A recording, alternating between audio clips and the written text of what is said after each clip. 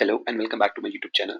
As you already know, yesterday we completed our center of mass and rotational motion and जैसे हम करते आए हैं, we're gonna start with its questions. हम देखेंगे कि क्वेश्चंस को किस तरह से हम प्रोसीड करें, किस तरह से क्वेश्चंस को इंप्लीमेंट करना है, किस तरह से क्वेश्चन को हमें सॉल्व करना है. ठीक है. So before we start, there are two important announcements for you. दो इंपॉर्टेंट चीजें हैं जो आपको बताना चाहता हूँ. पहला, इससे मैक्सिमम क्वेश्चंस जो हैं वो आपके एनसीईआरटी एंड पीएफआईक्यूज उठाए गए हैं. एडिशनल क्वेश्चन जो है, पहली बात. दूसरी बात, जो कॉन्सेप्ट ऑफ मोमेंट्स है, ठीक है, जिसमें हम एफ इंटू आर करते हैं, उसमें मैंने क्या किया है, आज के लेक्चर में शायद एक या दो क्वेश्चन होंगे, बट डोंट वरी, उसके एडिशनल क्वेश्चन जो होंगे जब हम moment of inertia chapter cover कर लेंगे तो उसमें कवर करेंगे. तो make sure day after tomorrow वाला लेक्चर भी आप उसको देखें ताकि आपको उन क्वेश्चंस को सॉल्व करने में कोई दिक्कत ना हो. ठीक है. तो चलिए आज का लेक्चर हम शुरू करते हैं. ठीक है. और मेक श्योर कि आप सारे क्वेश्चन को सॉल्व करें. और यहाँ एक चीज का और ध्यान रखिएगा, इसमें कुछ बहुत ही इंपॉर्टेंट कॉन्सेप्ट बताए जाएंगे कुछ क्वेश्चंस में, उनको दिमाग में बिठाइएगा. और इस तरह के क्वेश्चन पेपर में आने की प्रोबेबिलिटी बहुत हाई है, तो इस चीज का ध्यान रखिएगा. ठीक है. चलिए शुरू करते हैं, आज का ज्यादा टाइम वेस्ट ना करें और क्वेश्चन से शुरू करते हैं. पहला क्वेश्चन क्या है आपके पास, देखिए क्या गिवन है. From a circular disc of radius r, a circular disc of radius r by 6 and having center at r by 2, from the center of disk is removed. Determine the center of mass of the remaining portion of the disk. देखिए पहली बात इसमें आपको ये बता दूं, ये आपका AIPMT मेंस का क्वेश्चन है. ये आपका क्या है, PYQ है. इसमें पहली बात. दूसरी बात इसमें समझने वाली ये है कि जब AIPMT मेंस में आया था वहां पे सिर्फ r/6 और r/2 की वैल्यू चेंज हुई थी. कॉन्सेप्ट करने का तरीका बिल्कुल सही है, सेम है. ठीक है. आपको क्या निकालना है, centre of mass of the remaining portion of the disc. इस क्वेश्चन को बहुत ध्यान से सुनिएगा क्योंकि इस क्वेश्चन के एंड में मैं आपको एक बड़ा इंपॉर्टेंट कॉन्सेप्ट बताऊंगा जो आपको बाद में हेल्प करेगा. ठीक है. तो चलिए इस क्वेश्चन को शुरू करते हैं. पहली चीज आपको यहाँ पर समझने वाली बात यह है कि सपोज कीजिए आपको एक डिस्क गिवन है.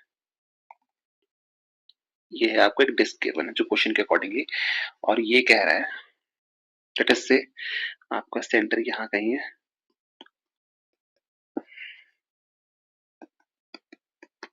ये डिस्क आपको कहीं गिवन है. ये मैंने एक्सेस ड्रॉ कर लिया अपनी कन्वीनियंस के लिए. ठीक है. अब देखिए क्या कह रहा है, ये लेट अस से ये है ओरिजिन O. ठीक है. और ये डिस्टेंस कितना है, इसका रेडियस कितना है आपका r. ठीक है. और आपने क्या किया, circular disc of radius r by 6 having centre at a distance r by 2. आप क्या किया, पहले r by 2 पे गए, यहाँ पे आपने सेंटर बनाया, उसका एक और सेंटर बनाया. ठीक है. और आपने यहाँ से r by 6 का एक डिस्क को और काट लिया. ये हमने O डैश बनाया. O और O डैश के बीच में डिस्टेंस कितना है, r by 2. और ये जो आपके पास छोटा सा डिस्क आप काट रहे हो, इसका रेडियस कितना है, r by 6. इसका रेडियस कितना है, r by 6. आई होप ये बात आपके लिए क्लियर होगी. ठीक है. अब देखिए क्वेश्चन को समझिए. इस क्वेश्चन को आप कब तक नहीं कर सकते, पहली बात आपको यहाँ पे एक की कॉन्सेप्ट पता होना चाहिए. इस क्वेश्चन में आपको एक की कॉन्सेप्ट पता होना चाहिए. देखिए की कॉन्सेप्ट आपका ये है कि जब भी आपकी बॉडीज ऐसी होंगी जैसे स्फीयर है, ठीक है, जो मास का डिस्ट्रीब्यूशन है ना, वो या तो ओवर एरिया होगा या तो ओवर वॉल्यूम होगा.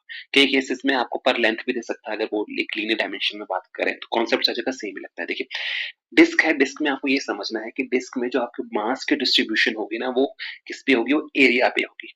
तो यानी कि आपका जो टोटल मास होगा ना, तो डिस्क वगैरह के केस में जो टोटल मास होगा वो एरिया पे डिस्ट्रीब्यूटेड होगा. समझ की बात को. फॉर, और यही चीज आपको याद रखनी है फॉर ऑब्जेक्ट्स लाइक स्फीयर, क्या आपके पास गिवन हो solid shell, solid body given हो. ठीक है. तो उसमें क्या होता है कि वॉल्यूम की डिस्ट्रीब्यूशन, मास की डिस्ट्रीब्यूशन जो होती है किसके ऊपर है, वॉल्यूम के ऊपर है. इसको और भी अच्छे तरीके से लिख देते हैं ताकि आपको दिक्कत ना हो. की कॉन्सेप्ट आपको ये है, पहली चीज क्या है कि check if the mass is distributed over a area, volume और लेंथ. आपको पहली चीज ये चेक करनी है कि मास की डिस्ट्रीब्यूशन एरिया, वॉल्यूम और लेंथ पे है. दूसरा काम आपने इसमें क्या करना है, जब आपको एरिया वॉल्यूम को चेक कर लोगे ना, आपने इसमें साइंस का ध्यान रखना है कि प्लस कहाँ आएगा और माइनस कहाँ आएगा. आप इस क्वेश्चन को सॉल्व करेंगे तब आपको समझ पाते हैं. इस क्वेश्चन का जो की कॉन्सेप्ट है वो ये है, और आपको ये चीज पता होनी चाहिए. Point number 1. ठीक है. अब तो क्वेश्चन को सॉल्व करते हैं. मैंने क्या कहा कि आपको चेक करना है कि मास की डिस्ट्रीब्यूशन उस पे है, एरिया पे है, वॉल्यूम पे है, लेंथ पे. क्योंकि हमारे पास एक सर्कुलर डिस्क गिवन है. अब जनरल रूल क्या होता है कि जो 2 डायमेंशनल ऑब्जेक्ट्स होते हैं ना, उनमें डिस्ट्रीब्यूशन ओवर एरिया होती है. जो 3 डायमेंशनल होते हैं उनमें डिस्ट्रीब्यूशन ओवर वॉल्यूम होती है. और जो लीनियर डायमेंशन वाले होते हैं डिस्ट्रीब्यूशन ओवर लेंथ होती है. ये जनरल रूल है, हार्ड एंड फास्ट रूल भी नहीं कह सकते आप इसको, कहीं ना कहीं एक्सेप्शंस निकल आती हैं, तो इसमें मैं ये नहीं कहूंगा हार्ड एंड फास्ट रूल है, बस आपको इस चीज का ध्यान रखना, ठीक है। तो चलिए इस क्वेश्चन को सॉल्व करते हैं। तो अब आपको क्या गिवन है, देखिए आपको गिवन है डिस्क गिवन है, तो डिस्क 2 डायमेंशन में चला जाएगा, 2 डायमेंशन में चला जाएगा डिस्क, तो डिस्क का जो मास है उसकी डिस्ट्रीब्यूशन है किसके ऊपर, मास is distributed over area, mass is distributed over area. तो लेट अस अज्यूम कि टोटल मास कितना है m, m क्या है मेरे पास, टोटल मास है, इसको मैं एज्यूम कर रहा हूं कि m is our total mass. अगर मेरा m टोटल मास है, दिस इंप्लाइज यूनिट मास, एक यूनिट एरिया का मास कितना होगा, एक यूनिट एरिया का मास कितना होगा, तो late us suppose small m unit area के मास को लेके चल देते हैं, तो वो कितना हो जाएगा m ओवर पाई r का स्क्वायर। क्लियर होगी बात इतनी, आई होप ये पॉइंट आपके लिए क्लियर हुआ होगा। ये बिल्कुल वही चीज है कि अगर 10 टॉफी 2 रुपए की है तो एक टॉफी कितने की हुई, तो वही चीज है, अगर टोटल मास m है, पाई आर स्क्वायर का मास अगर m है, तो स्मॉल m कितने का मास होगा, m over pi r square का, ठीक है। तो इसका मतलब ये हुआ कि लेट अस एज्यूम जो मैं मास रिमूव कर रहा हूँ वो रिमूव कर रहा हूँ मैं m डैश, m डैश क्या है, मास रिमूव्ड। तो मुझे पहले बताना पड़ेगा कि वो जो मास में रिमूव किया वो वैल्यू कितनी है, तो यहाँ पे हम यूनिटरी मेथड यूज करेंगे, तो m डैश की वैल्यू कितनी आ जाएगी, m over pi r square into m over pi r square into pi of r over 6 का होल स्क्वायर। आई होप ये पॉइंट आपके लिए क्लियर हुआ होगा। इस पॉइंट को क्लियर करने के लिए मैं आपको थोड़ी सी यहाँ पे स्पेस बनाता हूँ, जस्ट अ मिनट, ठीक है। थोड़ी सी हम स्पेस बनाते हैं यहाँ पे ताकि इसको तो और अच्छे तरीके से समझा जा सके। एक मिनट, इस क्वेश्चन को थोड़ा छोटा कर देता हूँ मैं, ठीक है। चलिए इसको समझने के लिए हम थोड़ा सा और कोशिश करते हैं। देखिए हम आपको पता लगे कि कैसे किया, एक बार फिर से इसको समझ लेते हैं, ठीक है। मुझे पता है पाई आर स्क्वायर का मास कितना है m, तो यानी कि एक यूनिट एरिया का मास कितना होगा, यूनिट एरिया का मास कितना होगा m over pi r square. तो यानी कि मुझे पता है कि मैं कितने का रिमूव कर रहा हूं, मैं कितना एरिया रिमूव कर रहा हूँ, pi into r by 6 square को मैं रिमूव कर रहा हूँ, क्योंकि आर बाय 6 रेडियस है जिसको मैं रिमूव कर रहा हूँ। तो therefore pi r square by 6 का मास कितना हो जाएगा, m over pi r square into pi of r square over 6। 10 टॉफियों का दाम, सॉरी 5 टॉफी का दाम है 10 रुपए, 4 टॉफी का कितना होगा, 10/5 इंटू 4, 8 रुपए। क्लियर होगी बात, बिल्कुल वही कॉन्सेप्ट है, ठीक है। यहाँ तक ये चीज क्लियर होगी आपकी, तो आई होप यहाँ तक आपको समझ आ चुका होगा, ठीक है। और ओ और ओ डैश के बीच में डिस्टेंस कितना गिवन है आपको, r बाय 2 आपको गिवन है, यानी कि मास जो आपने रिमूव किया है वो ओरिजिनल मास के जो सेंटर है उससे आपने r बाय 2 डिस्टेंस पे उसको रिमूव किया है, ठीक है। तो चलिए आगे कंटिन्यू करते हैं, ठीक है। तो यानी कि अब आपको ये समझना पड़ेगा, अब आपने उस मास को रिमूव कर दिया, अगर मैं उस मास को रिमूव कर दे रहा हूं तो यहाँ पे आप देखिए, यहाँ पे एक दूसरा की कॉन्सेप्ट आता है, मास रिमूव्ड जो है आपका, मास रिमूव्ड जो है उसको आप माइनस एम डैश करके ट्रीट करेंगे, माइनस एम डैश, इसकी तरह से हम उसको ट्रीट करेंगे, माइनस एम डैश, आपने उसको रिमूव कर दिया। तो अब हमें फॉर्मूला वही है, सेंटर ऑफ मास निकालना है एक्स एक्सिस के क्रॉस, तो सेंटर ऑफ मास की पोजीशन कितनी आएगी, x is equal to, original कहाँ पे था, 0, ओरिजिन पे था, एक रेगुलर बॉडी है, डिस्क का कल मैंने आपको कहा था होमवर्क के फॉर्म में याद करना, तो कहाँ पे होता है, सेंटर पे होता है, तो ओरिजिनली कहाँ था, m into 0 minus m dash into r by 2 over m plus minus m dash.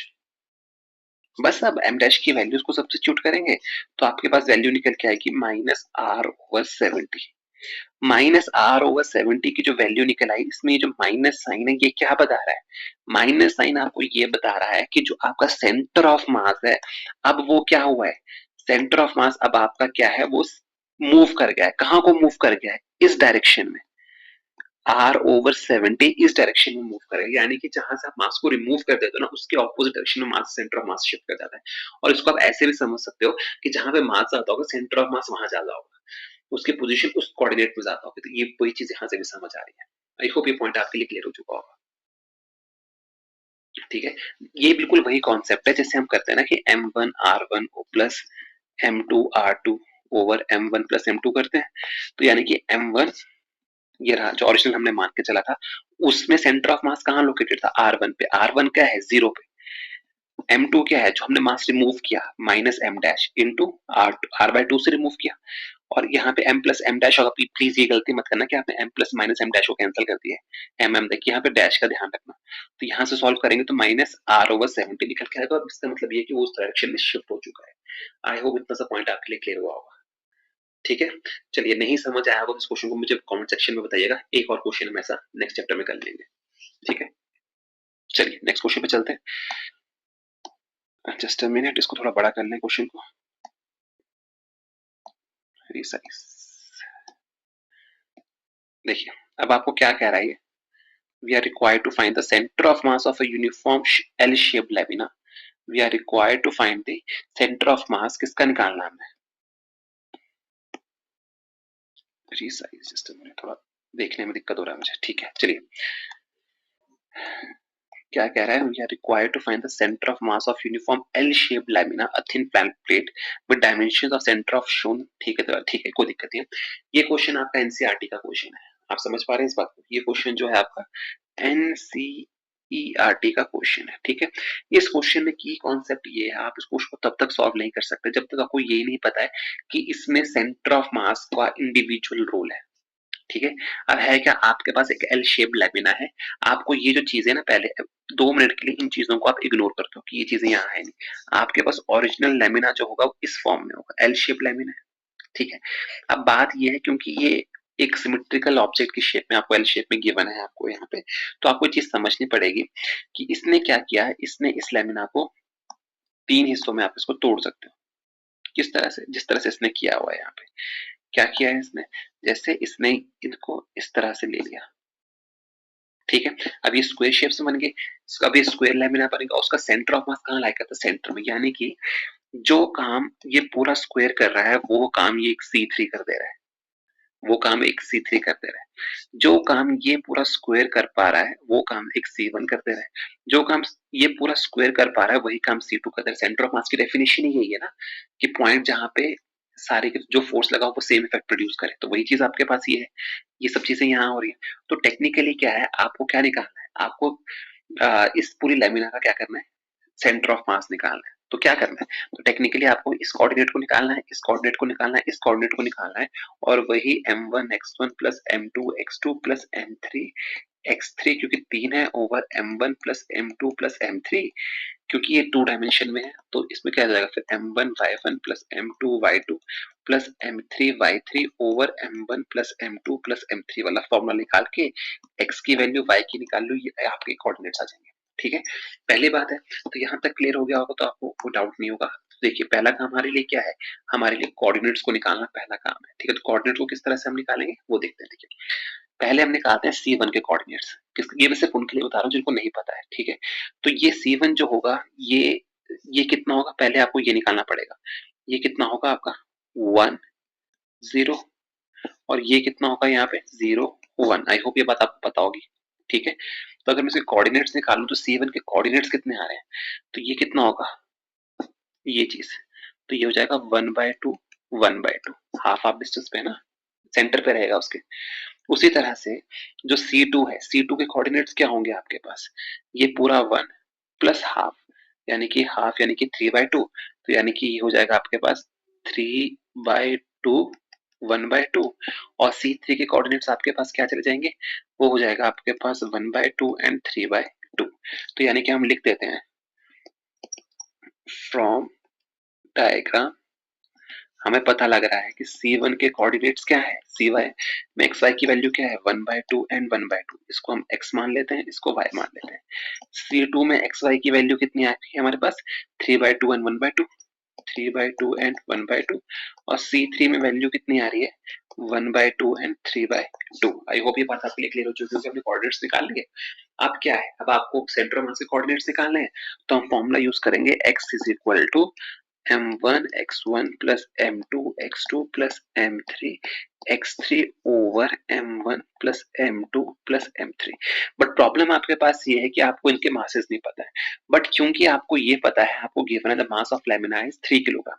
इस पूरे लेमिना का मास कितना गिवन है 3 किलोग्राम, और 3 किलोग्राम को हमने 3 हिस्सों में इक्वल हिस्सों में डिवाइड किया, तभी सेंटर ऑफ मास हो जा रहा है। तो यानी कि हर उसका मास कितना होगा, हर हिस्से का मास कितना होगा 1 kg 1 kg एंड 1 kg।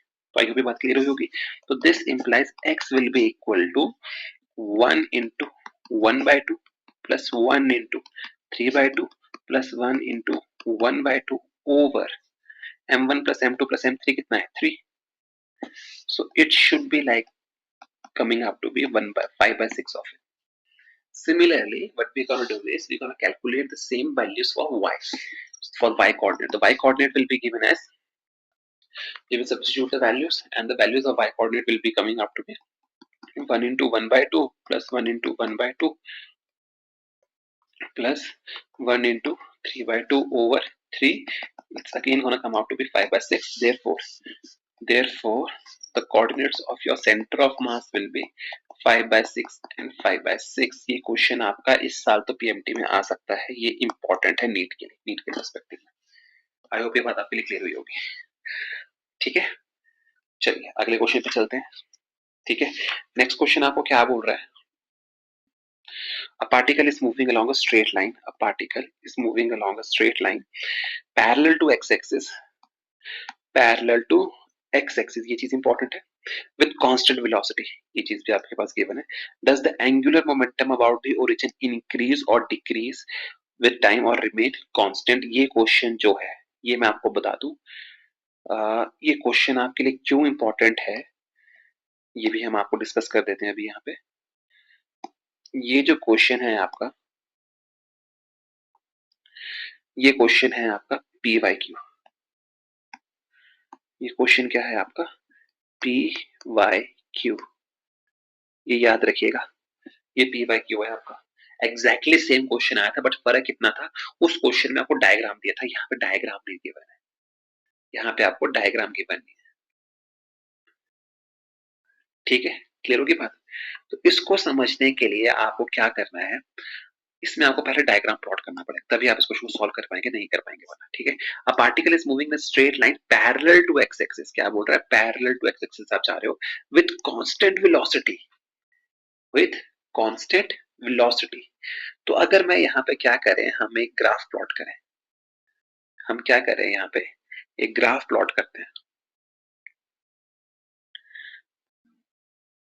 अगर आपको ये चीज नहीं पता, आप इस क्वेश्चन को सॉल्व नहीं कर पाएंगे. Just a minute.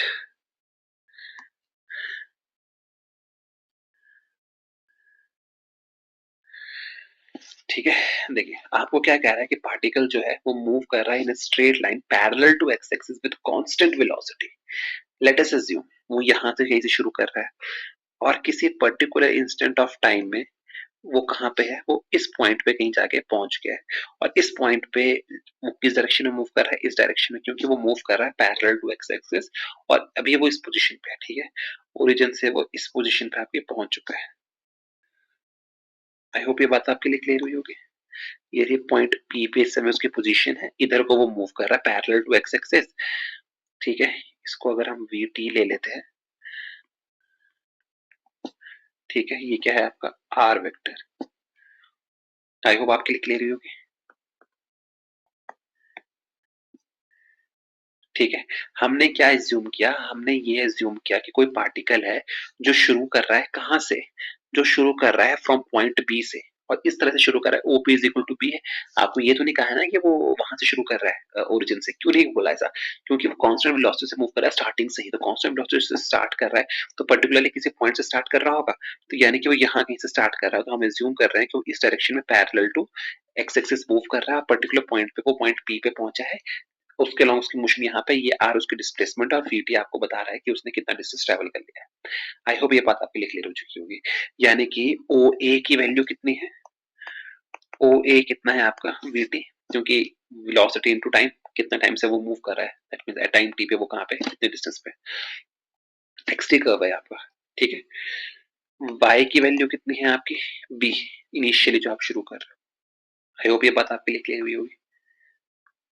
ठीक है, क्योंकि अब आपसे दो ही कोऑर्डिनेट्स में डील कर रहे हो, आप एक्स वाई को लेके चलो, आपको जेड कंपोनेंट की फिलहाल यहाँ पे जरूरत नहीं है. बट एक बात का ध्यान रखिएगा, जस्ट बिकॉज आप एक्स वाई कोऑर्डिनेट्स अगर आप लेके चल रहे हो, इसका मतलब ये नहीं है क्योंकि आपका आंसर के कोऑर्डिनेट में नहीं आ सकता, के कोऑर्डिनेट पे भी आंसर आ सकता है. आपको बहुत तरीके से इसको एनालाइज करना पड़ेगा. ठीक है, अब मुझे ये पता है कि वी एक्स की वैल्यू कितनी होगी, d x by d t, displacement जाएगा, और वो वैल्यू कितनी गिवन है आपको, वी. ऑब्वियसली क्वेश्चन में पहले से गिवन है। सिमिलरली वी वाई की वैल्यू कितनी है, d y over d t, but इस क्वेश्चन में d y over d t की वैल्यू 0 होगी। क्यों? क्योंकि वो parallel to x axis move कर रहा है, वो कभी भी वाई एक्सिस के पैरेलल या आड़ा तिरछा कहीं नहीं जा रहा है। तो वाई एक्सिस के क्रॉस उसकी मूवमेंट नहीं है, वो कॉन्स्टेंटली चल रहा है, जो आपको इस फिगर में भी दिखाई दे रहा है। आई होप ये बात आपके लिए क्लियर हुई होगी। ठीक है, सिमिलरली अगर मैं जेड कोऑर्डिनेट भी लेके चल लूं तो v z is equal to 0 लेके चल लेते हैं, कैलकुलेशन करना आपके लिए आसान रहेगा। ठीक है, अब हमें बोल रहा है उसका एंगुलर मोमेंटम बताना है कि वो इंक्रीज करेगा या डिक्रीज करेगा। तो एंगुलर मोमेंटम में का रिलेशन क्या है, हमें ये पता है कि angular momentum l vector is equal to r vector cross p vector होता है। मैंने कल भी कहा था कि आपको इसमें डायरेक्शंस का ध्यान रखना है, आर क्रॉस पी। अब मुझे ये पता है कि l vector is equal to r vector cross m v vector, इसको इस तरह से लिख सकता हूँ। तो यानी कि एल वेक्टर को मैं लिख सकता हूँ as m into r vector cross v vector. I hope ये बात क्लियर होगी। हम एंगुलर मोमेंटम को हमने एक्चुअली क्या किया, हमने एल की वैल्यू को इस फॉर्म में लिखा कि मैं एल को और वी को रिलेट कर सकूं, क्योंकि मेरे पास जो वैल्यूज गिवन है मेरे पास जिससे वेलोसिटी गिवन है, तो मुझे एंगुलर मोमेंटम को वी के साथ रिलेट करना था, तो मेरे पास सबसे बढ़िया रिलेशन यही आता है। अब यहाँ पे हम क्या कर रहे हैं, हम यहाँ पे इसका क्रॉस प्रोडक्ट ले रहे हैं। हम क्या कर रहे हैं, यहाँ पे इसका क्रॉस प्रोडक्ट ले रहे हैं। एंड आई होप आपको वेक्टर प्रोडक्ट निकालने आता होगा। तो अगर मैं इसका क्रॉस प्रोडक्ट निकालूं तो l vector will be equal to m of, कैसे निकालते हैं, आई जे के। आर का अगर मैं आर वेक्टर की बात करें तो एक्स एक्सिस के क्रॉस वैल्यू कितनी है, तो एक्स की वैल्यू कितनी है, O A which is equal to v t. ठीक है, वाई की वैल्यू कितनी है, बी, एंड z की वैल्यू कितनी है, 0। तो अगर मैं इसके कोऑर्डिनेट्स लिखूं, r की वैल्यू पहले लिखी जाएगी, तो यानी कि ये इक्वेशन क्या बनेगी, b t i cap plus b j cap plus 0 k cap. तो यानी कि ये वी टी, आई होप ये सब बातें आपको लिखने आती होगी, नहीं आएगी तो मुझे बताना, बट मैं सिर्फ आपको एक ब्रीफ में आइडिया दे रहा हूँ। तो इस पूरी इक्वेशन को मैं इस तरह से लिख सकता हूँ। तो वी आई के क्रॉस वैल्यू कितनी है, वी टी डिस्टेंस की, बी एंड 0, और डिस्टेंस की बात करें, वेलोसिटी की बात करें, तो आई की क्रॉस वेलोसिटी वैल्यू से v गिवन है, ये 0 है, ये 0। तो अगर मैं इसको सॉल्व करूं, therefore l vector will be equal to m into k cap into vt into 0 minus vb, क्योंकि बाकी की सारी वैल्यू 0 हो जाएंगी, तो आपके पास आंसर निकल के आएगा minus mvp k cap, angular mvp k cap. अब यहाँ पे आपके पास mvp k कैप निकल के आ रहा है। इसमें एक चीज का आपको ध्यान रखना है, क्या ये नेगेटिव साइन आपको ये नहीं बता रहा है कि इसकी वैल्यू डिक्रीज कर रही है, ये आपको ये बता रहा है कि वो नेगेटिव z एक्सिस के क्रॉस मूव कर रहा है, नेगेटिव z एक्सिस के क्रॉस मूव कर रहा है। इसका मतलब ये है कि l वेक्टर की वैल्यू क्या है, कांस्टेंट रहेगी। l वेक्टर की वैल्यू क्या रहेगी, कांस्टेंट रहेगी। और यही चीज आप कैसे कर सकते थे, जो तरीका मैंने आपको बताया था। कैसे, v की डायरेक्शन क्या है, एक्स कैप की तरफ या आई कैप की तरफ, जिसको हम मान लेते हैं। अब मेरे तरीके से करके देख लेते हैं। ठीक है, v की वैल्यू है ये, v is equal to x cap की क्रॉस है, और आपको किसका चाहिए, v और r, r r वेक्टर भी आपको चाहिए। r वेक्टर कहाँ को लेके चल रहे हैं हम, डिस्टेंस भी इसका क्या लेके चल रहे हैं, x के क्रॉस ही लेके चल रहे हैं। नहीं, इसमें 2 डायमेंशन में जा रहा है, इसमें उस वो तरीका काम नहीं करेगा, क्योंकि यहाँ पे 2 है। अगर यहाँ पे सिंपल एक होता तब काम कर जाता। नहीं नहीं नहीं, फिर आपको इसी से करना पड़ेगा, हम सो सॉरी, आपको इसी से करना पड़ेगा। ठीक है, तो ये बात आई होप आपके लिए क्लियर हुई होगी, ये क्वेश्चन आपके लिए क्लियर हुआ होगा। नेगेटिव z एक्सिस का मतलब क्या है कि आप नेगेटिव z माइनस का मतलब है नेगेटिव z एक्सिस पे मूव कर रहे हो। ठीक है, ये पी वाई क्यू था आपका, पेपर में सीधा ये आया था, इस तरह से आपको ग्राफ गिवन था, और आपको बोला था कि एल की वैल्यू क्या कर रही है, इंक्रीज कर रही है, डिक्रीज कर रही है, या किसी भी तरह से कर रही है। इस साल वो क्वेश्चन क्या पूछ सकता है कि एल की वैल्यू किस एक्सिस पे है, के कैप पे है, माइनस के कैप पे है, जे कैप पे है, माइनस जे कैप पे है। आधे बच्चे के कैप को कंसीडर ही नहीं करेंगे, क्यों, क्योंकि सिर्फ एक्स और वाई गिवन है, वो ये सोचेंगे ही नहीं कि क्रॉस प्रोडक्ट है। देखिए एक चीज का मैं आपको हिंट दे देता हूँ, पेपर में काम आ जाएगा आपके। अगर क्रॉस प्रोडक्ट है ना, तो आप किसी भी एक्सिस को इग्नोर नहीं कर सकते, you have to be very careful. You cannot ignore any axis if if what you are doing is a cross product. In case of cross product, I'm repeating myself. In case of a cross product, you cannot ignore any axis. आप ये बोल नहीं सकते, you cannot say कि ये axis होगी, this axis will be available और this axis will be not available. आप वो चीज नहीं कर सकते, you have to be very careful. Clear होगी बात इतनी सी? ठीक है, तो आई होप ये क्वेश्चन आपको क्लियर होगा। ये पीवाईक्यू था आपका, इसको बहुत अच्छे से कीजिएगा। ठीक है, चलिए आगे चलते हैं। अगर आपको यहाँ पे क्रॉस प्रोडक्ट सॉल्व करने नहीं आता होगा तो प्लीज मुझे बता दीजिएगा, मैं सॉल्व करने के लिए लेक्चर में भी इस लेक्चर को मतलब इसी चीज को सॉल्व करके हम मैनेज कर लेंगे। ठीक है, चलिए अगले क्वेश्चन पे चलते हैं। चलिए एक क्वेश्चन है यहाँ पे, क्वेश्चन आप और भी कर लीजिए। क्वेश्चन मैं देख रहा था, मुझे लगा नहीं था मुझे क्वेश्चन आपको अभी देना चाहिए था, बट चलिए क्वेश्चन आप और भी यहाँ पे कर लीजिए, लिख लेते हैं क्वेश्चन को। एक क्वेश्चन आप और लिख लीजिए यहाँ पे। ठीक है, a particle performs uniform circular motion with an angular momentum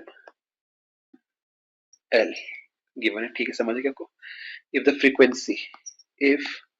the frequency of particles motion is doubled and kinetic energy क्या किया उसको, is halved, kinetic energy is halved, what will happen to angular momentum L पे क्या फर्क पड़ेगा? ये question पता नहीं कैसे रहेगा, तो मुझे क्वेश्चन एकदम से दिख गया, मैंने लिखा था कॉपी पे, तो चलो ठीक है, कोई दिक्कत नहीं।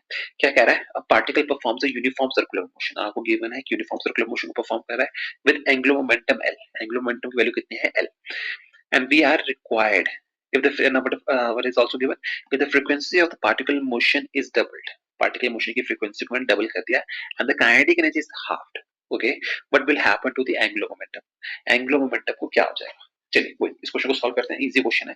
तो देखिए आपको क्या गिवन है, एल की वैल्यू गिवन है और आपने बेसिक फॉर्मूला क्या पढ़ा है कि एल वेक्टर या आप यहाँ से मैग्नीट्यूड लेके चलते हैं एम वी आर के बराबर होता है। आई होप ये बात क्लियर है। अब आपको एक बात और भी पता है कि v किसके बराबर होता है, आर ओमेगा के बराबर होता है।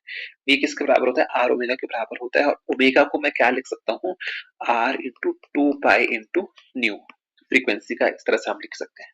क्लियर हुई बात? तो यहाँ से मैं क्या कर सकता हूँ, क्योंकि देखो हम यहाँ में क्या चाहिए, frequency of the motion is double and the kinetic energy is half. तो मुझे क्या करना है, मुझे देखना है कि मैं एल की वैल्यू को किस तरह से इक्वेट कर सकूं फ्रीक्वेंसी के टर्म्स में। एल मुझे चाहिए फ्रीक्वेंसी के टर्म्स में, फ्रीक्वेंसी एंड वेलोसिटी के टर्म्स में, तभी मैं रिलेशन बना पाऊंगा ना। क्योंकि देखो आपको क्या करना है, आपको बोल रहा है कि the frequency of particle motion is double, frequency को डबल कर रहा हूँ, काइनेटिक एनर्जी को हाफ कर रहा हूँ, तो यानी कि मुझे कुछ ऐसा रिलेशन बनाना है जहां काइनेटिक एनर्जी भी इंक्लूड हो जाए, जहां पे फ्रीक्वेंसी भी आ जाए एंगुलर मोमेंटम के रिस्पेक्ट, तभी क्वेश्चन को सॉल्व कर पाऊंगा। तो इसका मतलब ये हुआ कि आर की वैल्यू कितनी है, आर की वैल्यू आपकी हो जाएगी v over 2 pi nu. Clear हुई बात को? देयरफॉर एल की वैल्यू कितनी हो जाएगी, m v into v over 2 pi nu, so this is going to be mv square over 2 pi nu। Clear होगी बात को? अब मुझे देखो, अब मैंने लिंक कर दिया ना, क्यों? क्योंकि हाफ एम वी स्क्वायर क्या है, काइनेटिक एनर्जी, तो यानी कि kinetic energy over pi nu. Clear हो गया? अकॉर्डिंग टू क्वेश्चन, अब देखिए ध्यान से क्या किया हमने, frequency of the particle is doubled, nu dash is equal to 2 times of nu, and kinetic energy of the system is halved, kinetic energy of the system is halved, यानी कि k dash will be equal to k by 2। ठीक है, अब अगर मैं इस फॉर्मूले में वैल्यूज को सब्स्टिट्यूट करूं तो l डैश की वैल्यू मेरे पास निकल के आ जाएगी l over 4। This implies angular momentum क्या हो गया, बिकम्स 1/4। एंगुलर मोमेंटम क्या हो गया आपका, 1/4 बन गया।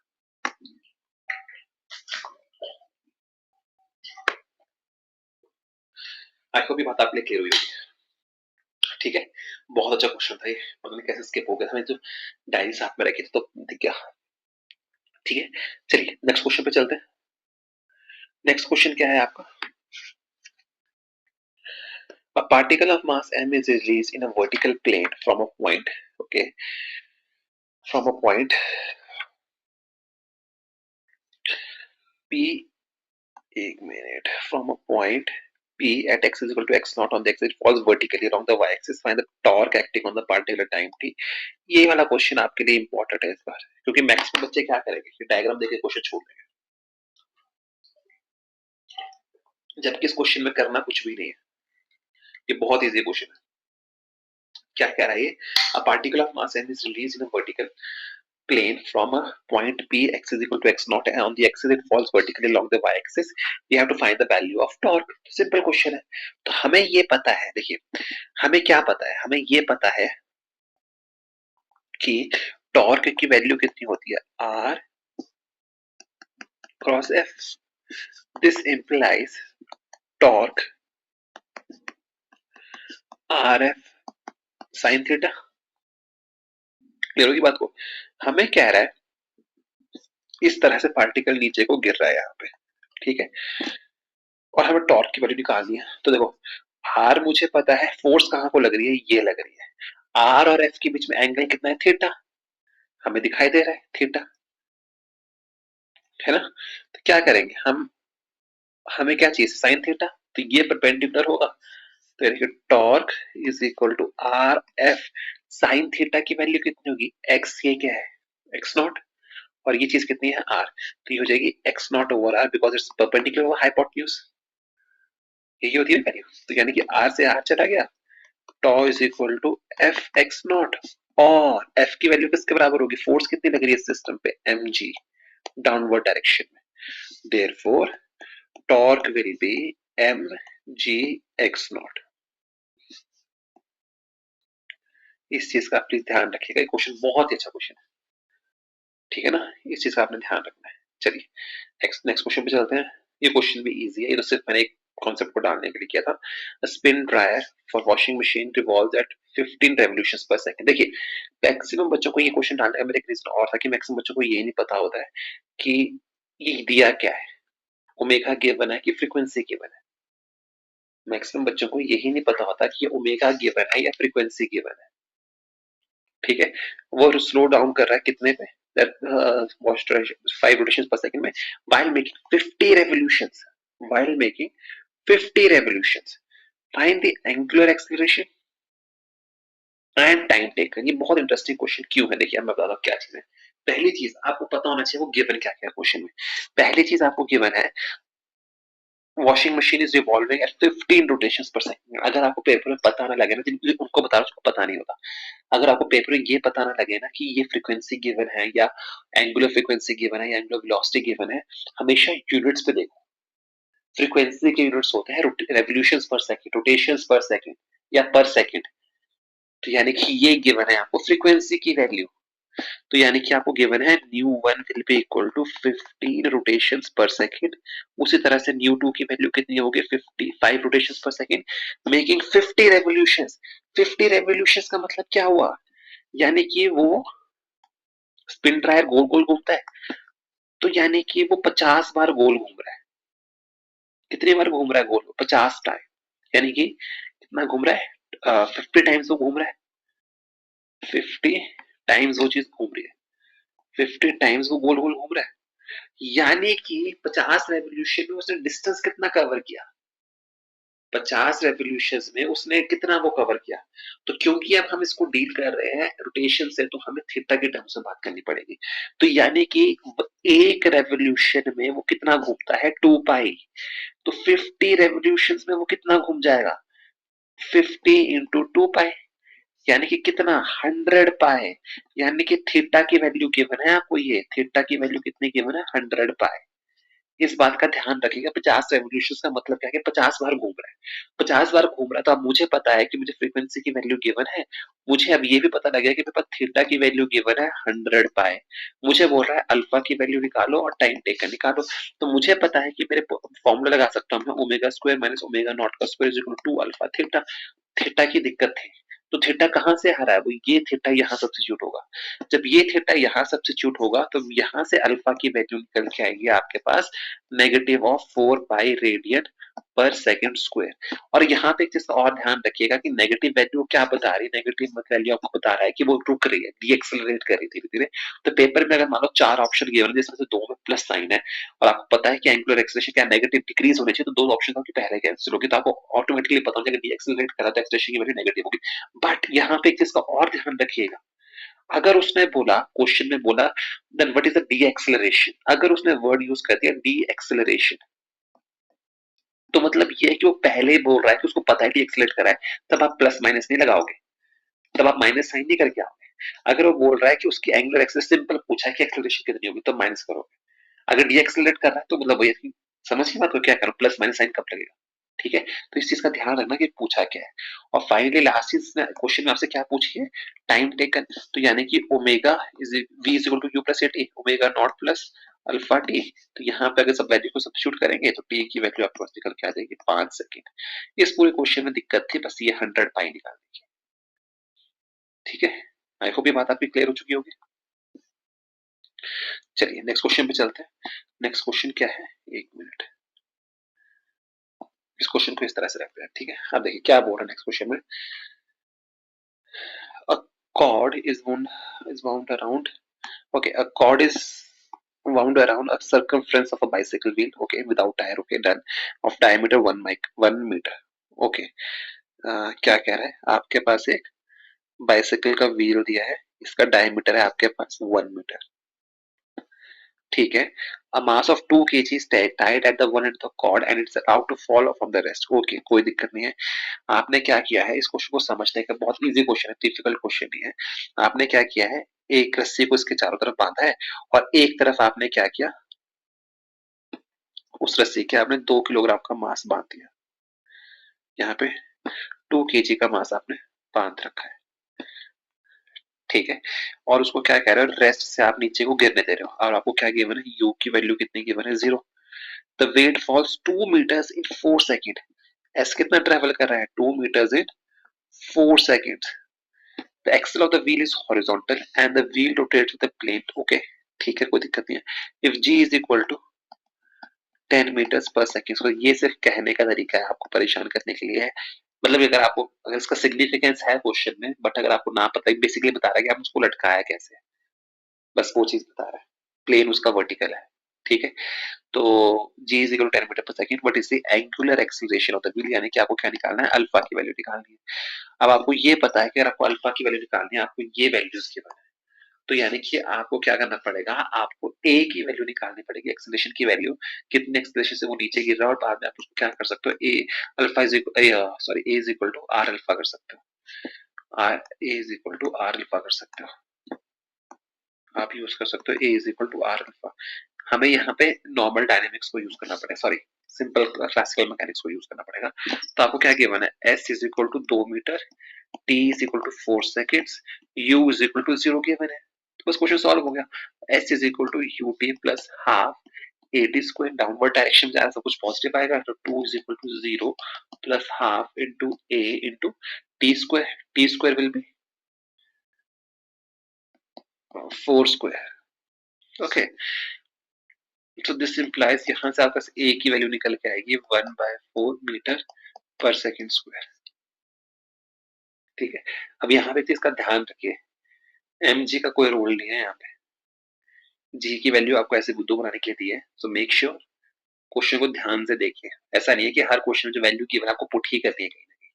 तो a is equal to alpha r, तो alpha is equal to a over r, a is r 1/4, r की वैल्यू कितनी आ रही है आपके पास 0.5, क्योंकि हाफ लेके चलेंगे तो यह आ जाएगा 0.5 रेडियन पर सेकेंड स्क्वायर। क्लियर हुई बात है,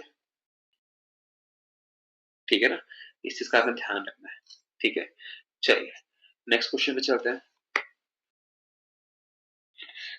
ये जो क्वेश्चन है नेक्स्ट वाला, ये इस क्वेश्चन की बात कर रहा था, मोमेंट्स वाला हमने सिर्फ आज शायद एक या दो ही क्वेश्चंस रखे हैं, पर ऐसा मत समझिए मत इसके और क्वेश्चंस नहीं करवाएंगे, but as soon as next topic is completed, what we're going to do is we're going to include more questions of this topic, particularly the moments of the topic, because these both topics are linked, center of mass and moment of inertia are linked. So finding individual questions for each topic was a difficult task, तो मुझे जितना मिला मैंने वो किया, ठीक है, but मैं आपको ये बता सकता हूँ कि ये जो क्वेश्चन मैंने उठाया है, ये क्वेश्चन आपका एनसीईआरटी का क्वेश्चन है, और यहाँ पे 2 मिनट के लिए I want you to stop, और मैं चाहता हूँ कि आप इस क्वेश्चन को देखें और बताएं कि आप इस क्वेश्चन को कर पा रहे हैं कि नहीं। ठीक है, तो क्या कह रहा है, a metre stick is balanced on a knife edge, okay, at its centre, at its centre, no issues. पहले क्या चीज है, आपको क्या करना है, मीटर स्टिक, अब याद रखिएगा मीटर स्टिक, मीटर स्टिक का मतलब क्या है, उसकी लेंथ कितनी है, 1 मीटर, 1 मीटर मीन्स 100 सेंटीमीटर। ठीक है, उसके सेंटर में आपने क्या रखा है, आपने नाइफ एज रखा है, इस balance on a knife as eight its centre. Knife edge को आप ऐसे बना सकते हो, आई होप आपने लैब्स में देखा होगा। ठीक है, तो ये चीज कितने गिवन है आपके पास, ये चीज कहाँ पे है, 50 सेंटीमीटर में, तो यानी कि late us suppose this is a 50 centimetre, ये क्या है आपका 50 सेंटीमीटर गिवन है क्वेश्चन के अकॉर्डिंग। नेक्स्ट क्या कह रहा है, when two coins each of mass 5 gram are put on the top of the other at 12 centimetre मास। अब आपने क्या किया, बहुत इंटरेस्टिंग चीज है, आपने क्या किया, दो कॉइन्स को, एक कॉइन, दो कॉइन, आपने टेक्निकली दो कॉइन्स को इकट्ठा रख लिया, जस्ट आपने दो कॉइन्स को इकट्ठा रख लिया यहाँ कहीं पे, टेक्निकली आपने 5-5 ग्राम के दो कॉइन रखे, यानी कि 10 ग्राम हो गया, और आपने कितने पे रखा उसे, उसे आपने रखा at a distance of 12 centimetre. कितने पे रखा आपने इसे, 12 सेंटीमीटर पे, 12 सेंटीमीटर। देखिए डायग्राम अगर आपको बनाने आता है ना, क्वेश्चन सारा सॉल्व हो जाएगा, घबराने की बात नहीं होती। At 12 centimetre mark the stick is found to be balanced at 45 centimetre. अब देखिए हुआ क्या, जब ये 10 ग्राम का मास उस पर टिका नहीं था, जब हमने 10 ग्राम का मास उस पर लगाया ही नहीं था, तो स्टिक बैलेंस कर रही थी 50-50 पे, यानी कि मिडिल पे। बट जैसे ही मैंने क्या किया, उस पर 10 ग्राम के मास को मैंने रख दिया, अब स्टिक जो बैलेंस कर रही है ना, वो 50 सेंटीमीटर पे बैलेंस नहीं कर रही, अब जो स्टिक आपकी बैलेंस कर रही है, वो बैलेंस कर रही है एट 45 सेंटीमीटर पे। अब वो बैलेंस कर रही है कहाँ पे, 45 सेंटीमीटर पे। समझ की बात को, what is the mass of the metre stick in gram, आपको मीटर स्टिक का मास निकालना है। ठीक है, इस क्वेश्चन को करने का तरीका बहुत सिंपल सा है, बट हम आपको बता दो करने का तरीका क्या है। ठीक है, यहाँ पे आपको लगा होगा प्रिंसिपल ऑफ मोमेंट्स, इसलिए मैंने बहुत सिंपल क्वेश्चन आज चूज किया था ताकि आपको समझने में आसानी रहे। ठीक है, याद है कल हमने वो क्वेश्चंस किए थे इस तरह वाला, एक क्वेश्चन को समझा था ऐसे ऐसे, यहाँ पे कहीं पे आर था, तो यहाँ पे हम एफ इंटू आर ले रहे थे, एंटी क्लॉकवाइज में पॉजिटिव और क्लॉकवाइज में नेगेटिव, तो माइनस एफ इंटू आर ले रहे थे, इज इक्वल टू जीरो रहते, रोटेशन प्रिंसिपल को बैलेंस कर रहे थे। ठीक है, हमें वही प्रिंसिपल यूज करना है, बट यहाँ पे क्वेश्चन में हमें पहले ही गिवन है कि वो चीज बैलेंस्ड है, बैलेंस है, और दूसरी बात है अब वो चल नहीं रही है, तो ट्रांसलेशन इक्विलिब्रियम में तो पहले ही है। अब क्योंकि वो बैलेंस हो गई फिर से, यानी कि रोटेशनल इक्विलिब्रियम भी नहीं है, रोटेशनल इक्विलिब्रियम भी नहीं है, यानी कि फोर्सेस एक दूसरे को क्या कर पा रही है, बैलेंस कर पा रही है। आई होप ये पॉइंट आपके लिए क्लियर हुए होंगे। So let me repeat my self, what is happening in this case, as we have already discussed कि last जब क्लास में हमने डिस्कस किया था, what happened was we took a meter rod, but we did in the last class we understood about something कि अगर आपके पास इस तरह से कुछ रॉड गिवन है and we are applying force F1 here and F2 here, ठीक है, and यहाँ कहीं पे ये है पॉइंट, जैसे this is the point R, इस पॉइंट R के रिस्पेक्ट में फोर्सेस को अप्लाई कर रहे हैं, so this will force will try to produce a turning effect in this direction, and this F2 will try to produce a turning effect in this direction because this is at distance R, let's just say R2, and this is at R1. ठीक है, so for rotational equilibrium to occur, मैं चाहता हूँ कि rod rotate ना करे, for rotational equilibrium to occur what will be happening is F1 into R1 must be equal to F2 into R2, and the same way of writing, another way of writing the same equation is F1 R1 minus F2 R2 will be equal to 0। यही चीज है ना, और यही चीज हम यहाँ कर रहे हैं। आपको क्वेश्चन में वो बोल रहा है कि आपने जब उस पर वेट्स रखे तो आपका equilibrium point shifted from point 50 centimeter from 50 centimeter to 45 centimeter, so you are required to find the mass of the rod। that's a simple question। कैसे करना है, आप देखिए कैसे करना है। आपने क्या किया, इनिशियली क्या है, रॉड का मास हम मान के चलते हैं small m, let us suppose mass of rod is equal to small m उसका मास को मान के चल रहे हैं। ठीक है, अब हुआ क्या, यहाँ पे अगर मैं मान लू, again look at this thing, अगर ये है मास तो सेंटर ऑफ मास मैंने मान लिया यहाँ पे, तो मैं बोल रहा हूँ कि इस पूरी रॉड का जो भी मास है वो सारा का सारा जो इफेक्ट है वो सेंटर ऑफ मास पे यहाँ कहीं होगा। तो मैंने मान लिया सेंटर ऑफ मास इनिशियली कहा था 50 सेंटीमीटर पे, तो सेंटर ऑफ मास पे जो फोर्स लगेगी ग्रेविटी वो कहाँ को लगेगी, downward direction, that will be mg। तो इसलिए क्या होगा, इस पॉइंट पे जो आपको फोर्स मिलेगी, इस पॉइंट पे जो आपको फोर्स मिलेगी that will be mg in the downward direction. Let us put this thing as m into g। Clear होगी बात अच्छे से? ठीक है। फाइनली क्या हुआ कि जब आपने इस पे 10 ग्राम का वेट रखा, as soon as you added a weight of 10 grams, तब क्या हुआ, तो वो जो 10 ग्राम होगा वो भी तो वेट डालेगा, तो वो 10 ग्राम का वेट कहाँ को एक्ट करेगा, वो 10 ग्राम का वेट आपका यहाँ एक्ट करेगा again. So this should be 10g। Clear हुई बात इतनी सी? ठीक है। अब देखिए ध्यान से, अब आपको वही रोटेशनल इक्विलिब्रियम की इक्वेशंस को इंक्लूड करना है यहाँ पे। mg कहाँ को लग रहा है, डाउनवर्ड्स, एंड 10g कहाँ लग रहा है, डाउनवर्ड्स। अब ये चीज है, अब आपको देखिए कैसे सॉल्व करना है इसको बहुत ध्यान से। Since the rod is balanced, देखिए अब ध्यान से, since the rod is balanced, this implies equilibrium is present। this implies, ये मैं आपको सिर्फ समझाने के लिए बता रहा था, क्या भूलो ना, equilibrium is present। इस बात का मतलब क्या हो, this implies both translational of self explained है क्योंकि बॉडी मूव नहीं कर रही है, ट्रांसलेशनल एंड रोटेशनल हमें ये पता लग गया इक्विलिब्रियम टर्म्स है, rotational equilibrium is present. Translation हमें पता है, हमें रोटेशनल इक्विलिब्रियम की कंडीशन को सेटिस्फाई करना है। So therefore for rotational equilibrium to occur, therefore for rotational equilibrium to occur, for rotational equilibrium to occur at point about, हम मान लेते हैं about c dash, let us assume this is c and let us assume this is c dash, c dash is at 45 centimeter। this therefore इतना होना चाहिए, तो यानी कि देखिए अब ये जो 10 c dash जो है इसके राइट पे है, 10g के राइट पे है, तो यानी कि फोर्स की वैल्यू किधर को होगी, फोर्स की डायरेक्शन क्या होगी, वो जाएगा इस तरफ को। ठीक है, क्लियर होगी बात को?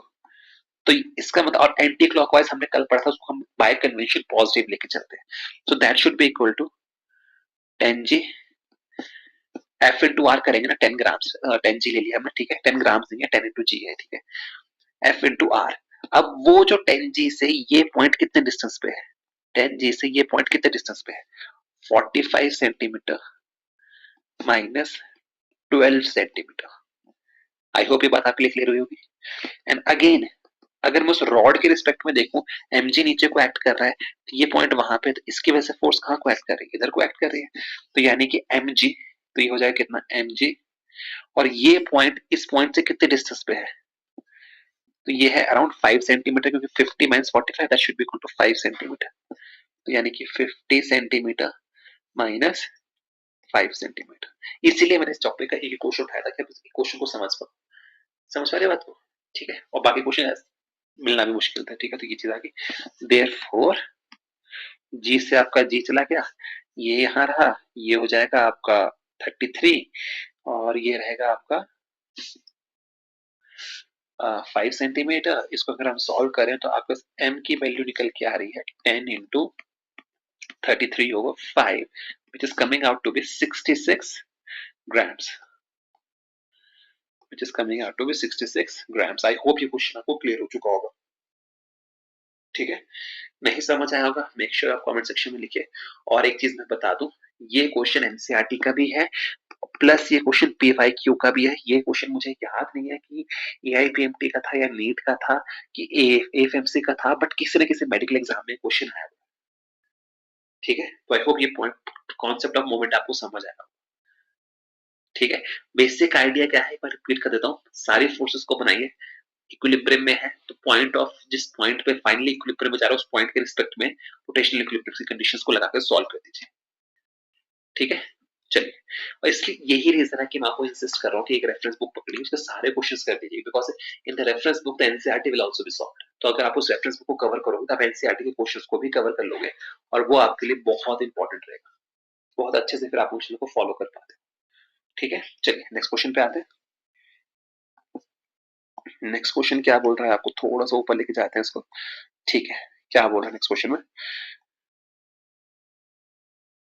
देखिए, a disk is rotating about its axis with angular speed omega naught. Okay, about its axis with an angular speed of omega naught. Okay, done.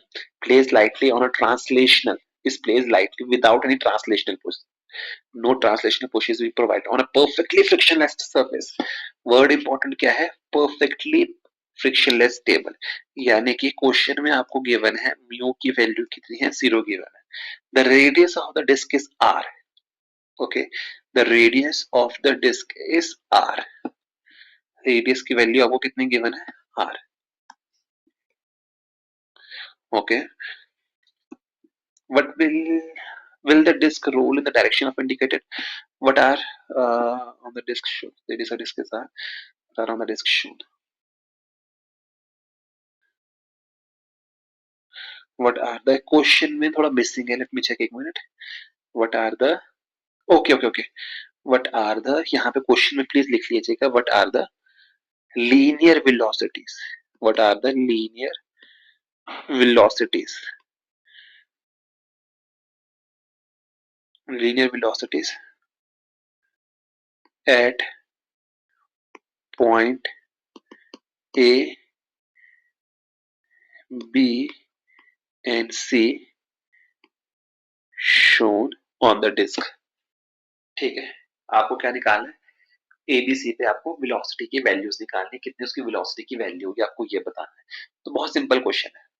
कैसे सिंपल है आप देखिए, मुझे ये पता है कि v की वैल्यू कितनी होती है, मतलब टेक्निकली क्या है, ओमेगा नॉट गिवन है, मुझे वेलोसिटी की वैल्यू निकालनी है. मुझे क्या निकालना है, लीनियर वेलोसिटी.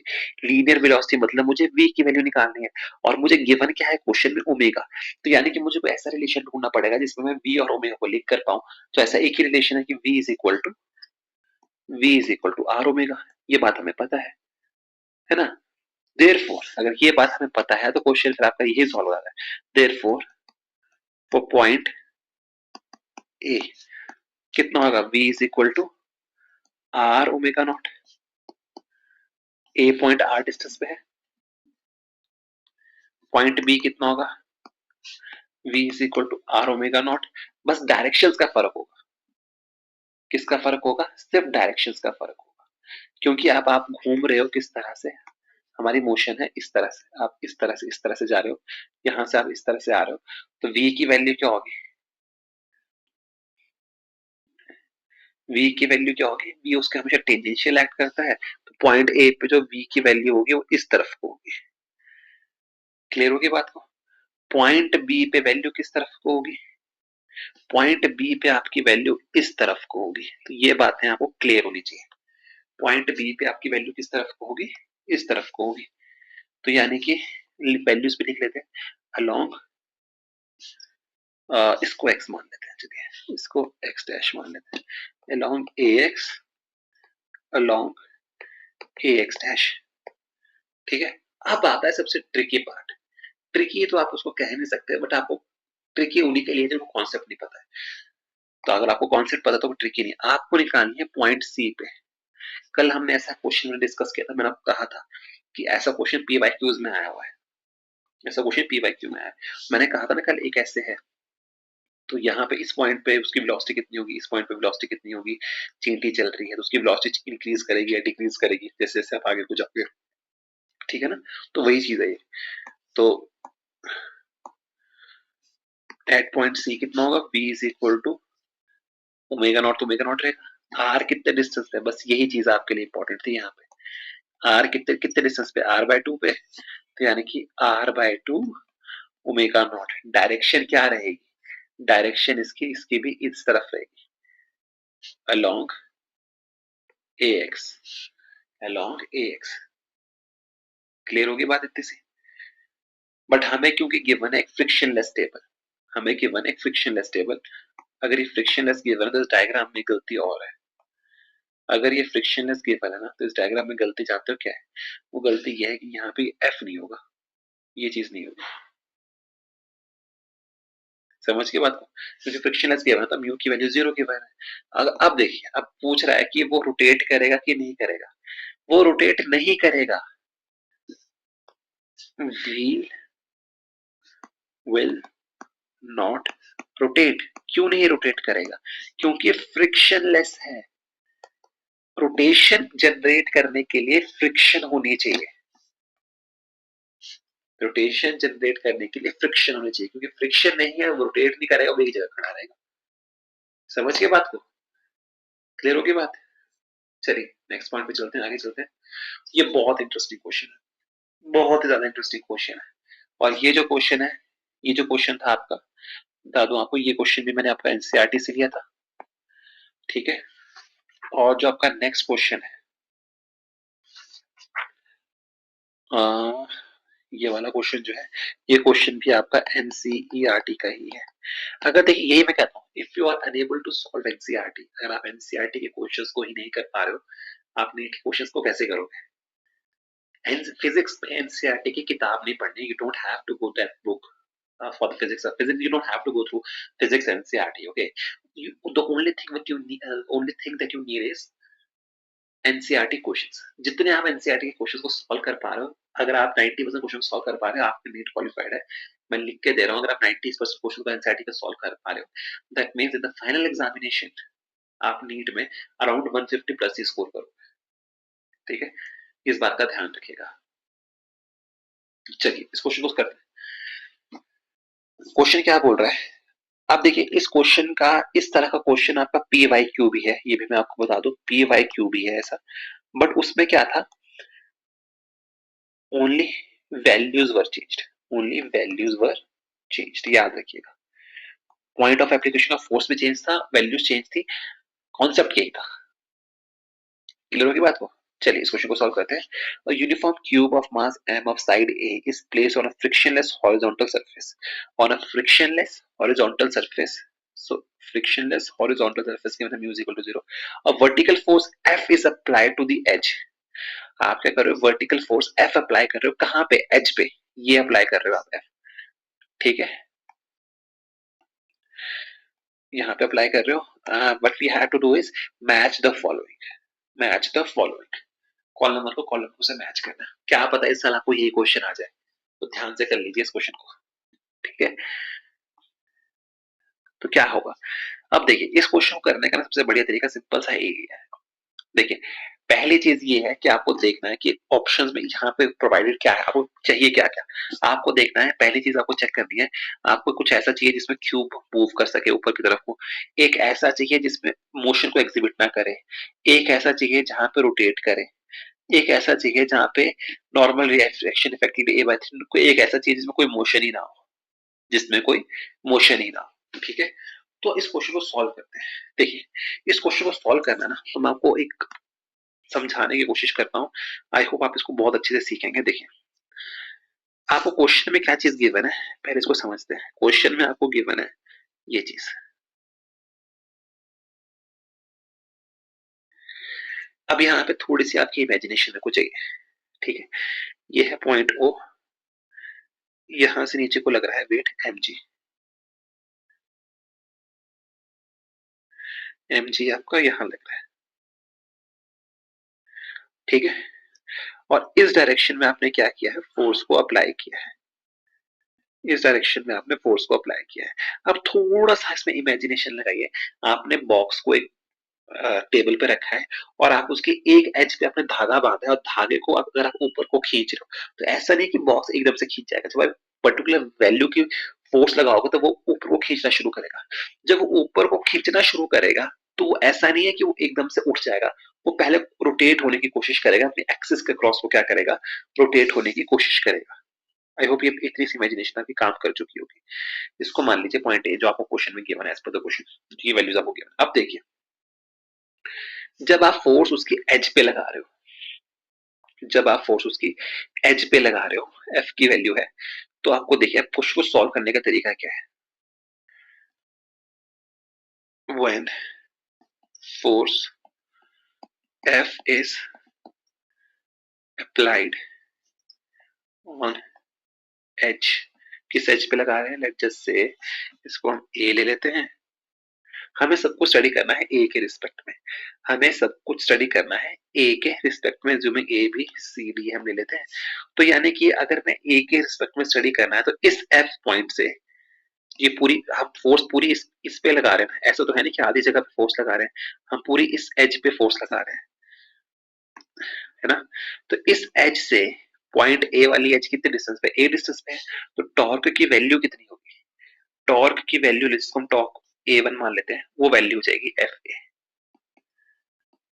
वैल्यू कितनी हो जाएगी एफ ए। आई होप ये बात आपके लिए क्लियर हुई होगी, ठीक है। और इसी बॉक्स पे एक फोर्स और लग रही है, वो फोर्स कौन सी लग रही है, रुकिए सोचिए और आप बताइए, वो लग रही है एम जी। वो कौन सी लग रही है, एम जी। एम जे, अब जैसे ये है एफ ए है, ये इसकी डायरेक्शन क्या होगी, एफ ए जो है वो इसकी कोशिश करेगा, एफ फोर्स जो है, जो फोर्स ऐसे लग रही है एफ, एफ कोशिश करेगा कि वो उसको इस डायरेक्शन में लेके जाए। तो यानी कि इसके रिस्पेक्ट में जो फोर्स लग रही है वो लग रही है आपकी एंटी क्लॉक वाइज। ये बात क्लियर हुई, ठीक है ना। उसी तरह से एम जी जो है, उसी तरह से एम जी जो है वो टॉर्क प्रोड्यूस करेगा, torque produced by m g about A, वो कितना होगा, वो होगा इस डायरेक्शन में, किस डायरेक्शन में, क्लॉकवाइज डायरेक्शन। तो कितना होगा, लेट अस अज्यूम उसको मान लेते हैं tau two, so that should be equal to m g into a by two, क्योंकि कितने डिस्टेंस पे हो जाएगा, ए बाय टू पे, तो यानी कि हो जाएगा क्लॉक वाइज। एक वो भी बात क्लियर हुई, ये एंटी क्लॉकवाइज क्यों है, ये क्लॉकवाइज क्यों है, ठीक है। अब एक केस हमें स्टडी करना है जब कोई मोशन ना हो, जब कोई मोशन ना हो, रोटेशन वगैरह कुछ ना हो, ठीक है। तो अगर वो रोटेट नहीं कर रहा है, अगर बॉडी को कोई भी मोशन को एग्जिबिट नहीं करना है, तो कब होगा, जब रोटेशनल इक्विलिब्रियम में होगा, क्योंकि चल तो हो रहा नहीं है, तो उसको रोटेशनल इक्विलिब्रियम में, रोटेशनल इक्विलिब्रियम में होने का मतलब क्या है कि दोनों टॉर्क एक दूसरे को कैंसिल कर रहे हैं, दोनों टॉर्क की वैल्यू एक दूसरे के बराबर है, क्योंकि एक क्लॉकवाइज एक एंटी क्लॉकवाइज है।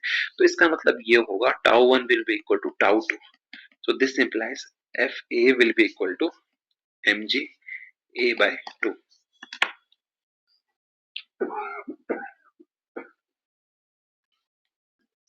क्लियर हुई बात, ये किसके बराबर होगा, m g a by two के बराबर होगा। इसका मतलब क्या हुआ, ये बात क्लियर होगी आपके पास, ये क्वेश्चन आपने सेटिस्फाई कर ली। इसका मतलब ये हुआ कि आपके पास एफ की वैल्यू कितनी आएगी उस केस में, वो आएगी एम जी बाय टू। ये कब है, व्हेन बॉक्सेस विल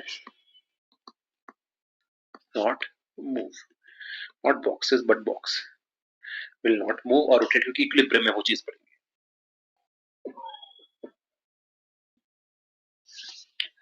बात क्लियर होगी आपके पास ये, ठीक है। इसका मतलब क्या हुआ, इसका मतलब ये हुआ कि box will rotate, box will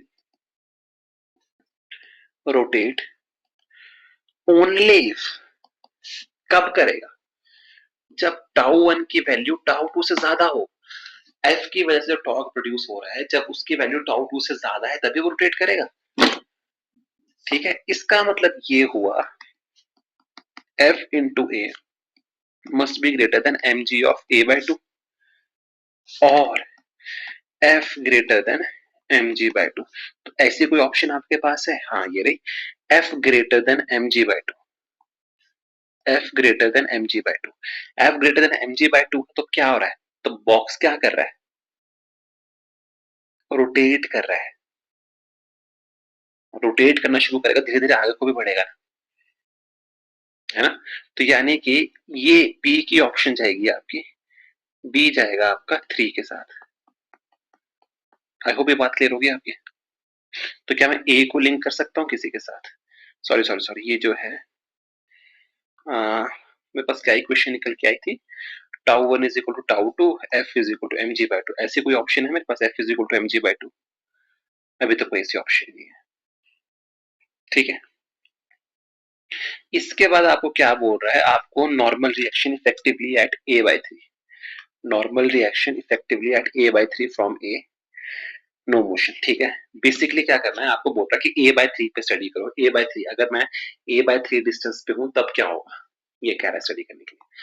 तो अगर ए बाई थ्री को अगर मैं स्टडी करूं तो क्या होगा, m g into A by three is equal to F into ए,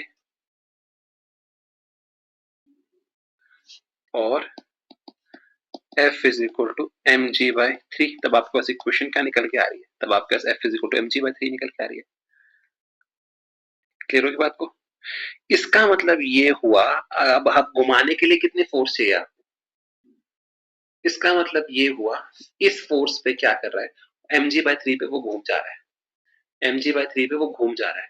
इसका मतलब ये, क्योंकि आप एम जी बाई थ्री को स्टडी करना ना, ये वाला है ना, इसका मतलब ये हुआ कि जब आपकी फोर्स की वैल्यू क्या है, एम जी बाई फोर है, less than m g by three है, कोई मोशन नहीं होगी,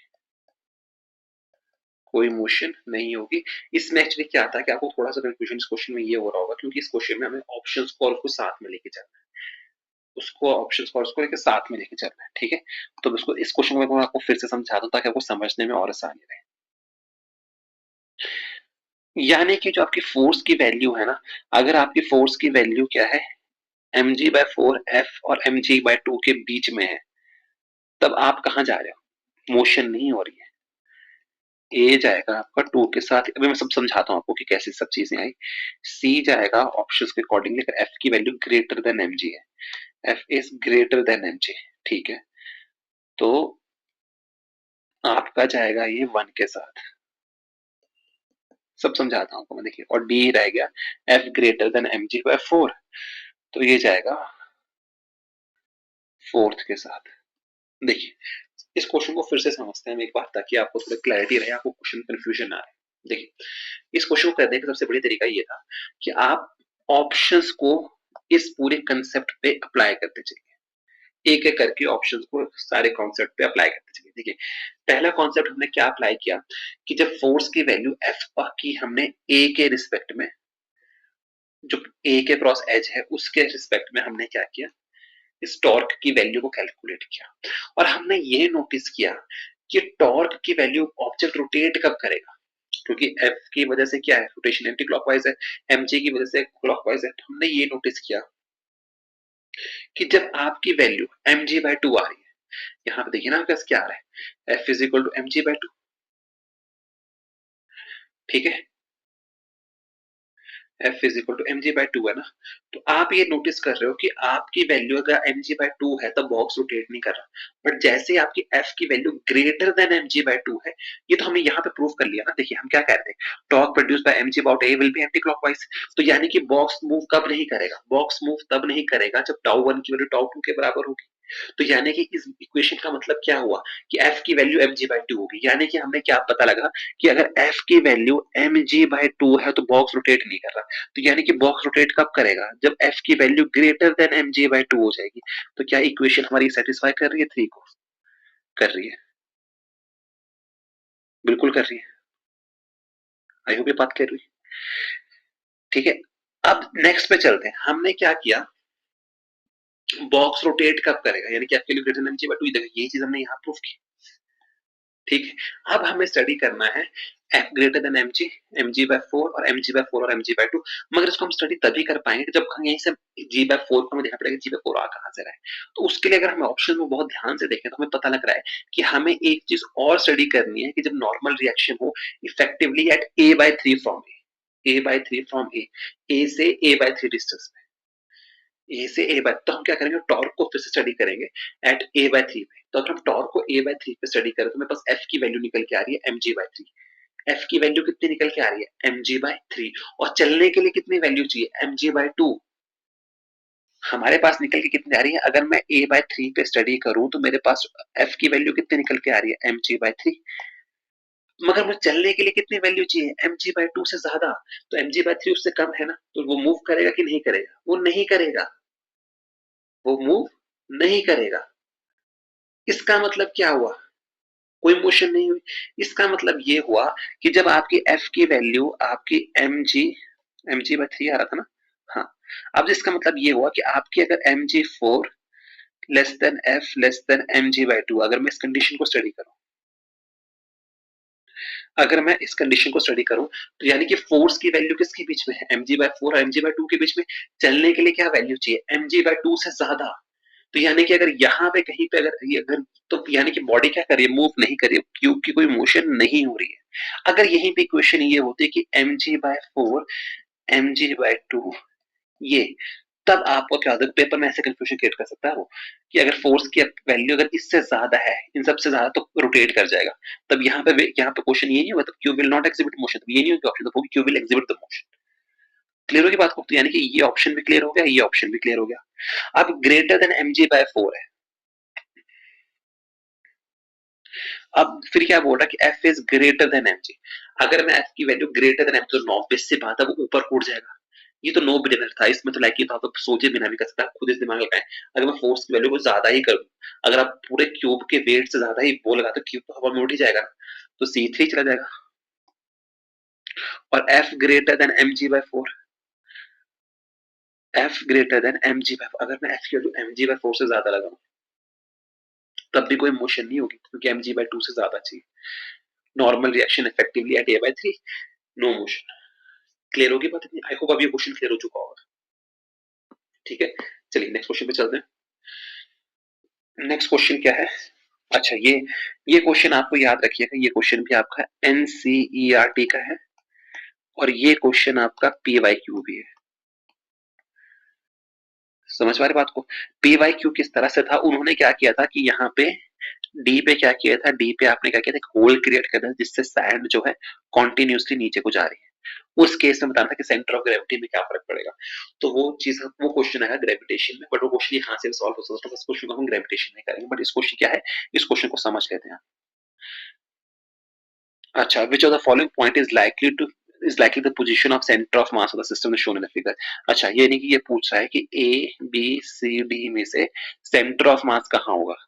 ए बी सी डी में से देखिए हॉलोस्फेयर है, हवा है यहाँ पे, और यहाँ पे हमने सैंड भरी हुई है, r/2 डिस्टेंस पे भरी हुई है। तो आपसे ये पूछ रहा है कि यहाँ पे सेंटर ऑफ मास कहाँ पे होगा, सेंटर ऑफ मास कहाँ पे हो सकता है। देखिए पहली बात तो ये पता लग गई, अगर ये हॉलो है ना और ये सैंड है, ये बात तो वो कंफर्म्ड होगी कि आपका सेंटर ऑफ मास जो है वो हॉलोस्फेयर में तो हो ही नहीं सकता, इस वाले रीजन में तो हो ही नहीं सकता, क्योंकि सेंटर ऑफ मास हमने पढ़ा था जहां पे मास ज्यादा होता है उसकी तरफ को होता है। और रहा पॉइंट डी, वो तो बिल्कुल ही नहीं चला गया कि वहां पे तो कुछ मतलब सारा सेंटर ऑफ मास उसी में है, तो वो नहीं हो सकता। इसका ऑप्शन होगा सी।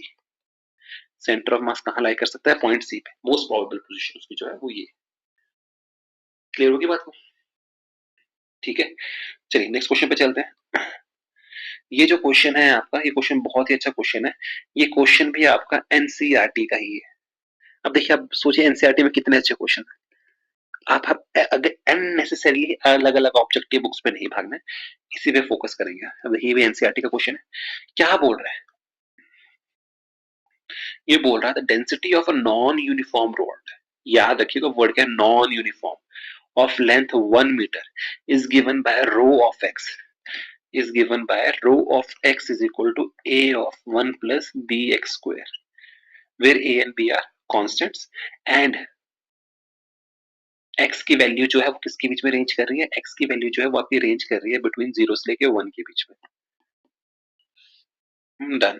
सेंटर, देखिए इस क्वेश्चन को सॉल्व करने का दो तरीके, एक तरीका तो है इंटीग्रेशन करनी पड़ेगी, और इंटीग्रेशन आई डोंट प्रेफर कि इस क्वेश्चन में इंटीग्रेशन आप करो। ठीक है, ये क्वेश्चन वैसे भी सॉल्व हो सकता है, इस क्वेश्चन में आपको इंटीग्रेशन करने की जरूरत नहीं। अगर आपको एक बेसिक कॉन्सेप्ट इस क्वेश्चन में पता है, और वो बेसिक कॉन्सेप्ट है कि ये जो चीज आप डील कर रहे हो, जिस चीज से आप इस टाइम पे डील कर रहे हो, उसमें आपको ये चीज बेसिक कॉन्सेप्ट पता होना चाहिए कि आपको जो रॉड गिवन है वो है नॉन यूनिफॉर्म रॉड। आपको क्या चीज पता होनी चाहिए, जो आपको रॉड गिवन है वो कैसी गिवन है, नॉन यूनिफॉर्म रॉड गिवन है। ठीक है, तो नॉन यूनिफॉर्म रॉड गिवन होने का मतलब क्या है कि इसका रॉड का जो मास है ना, वो अलग अलग डिस्टेंस पर डिफरेंट डिफरेंट है।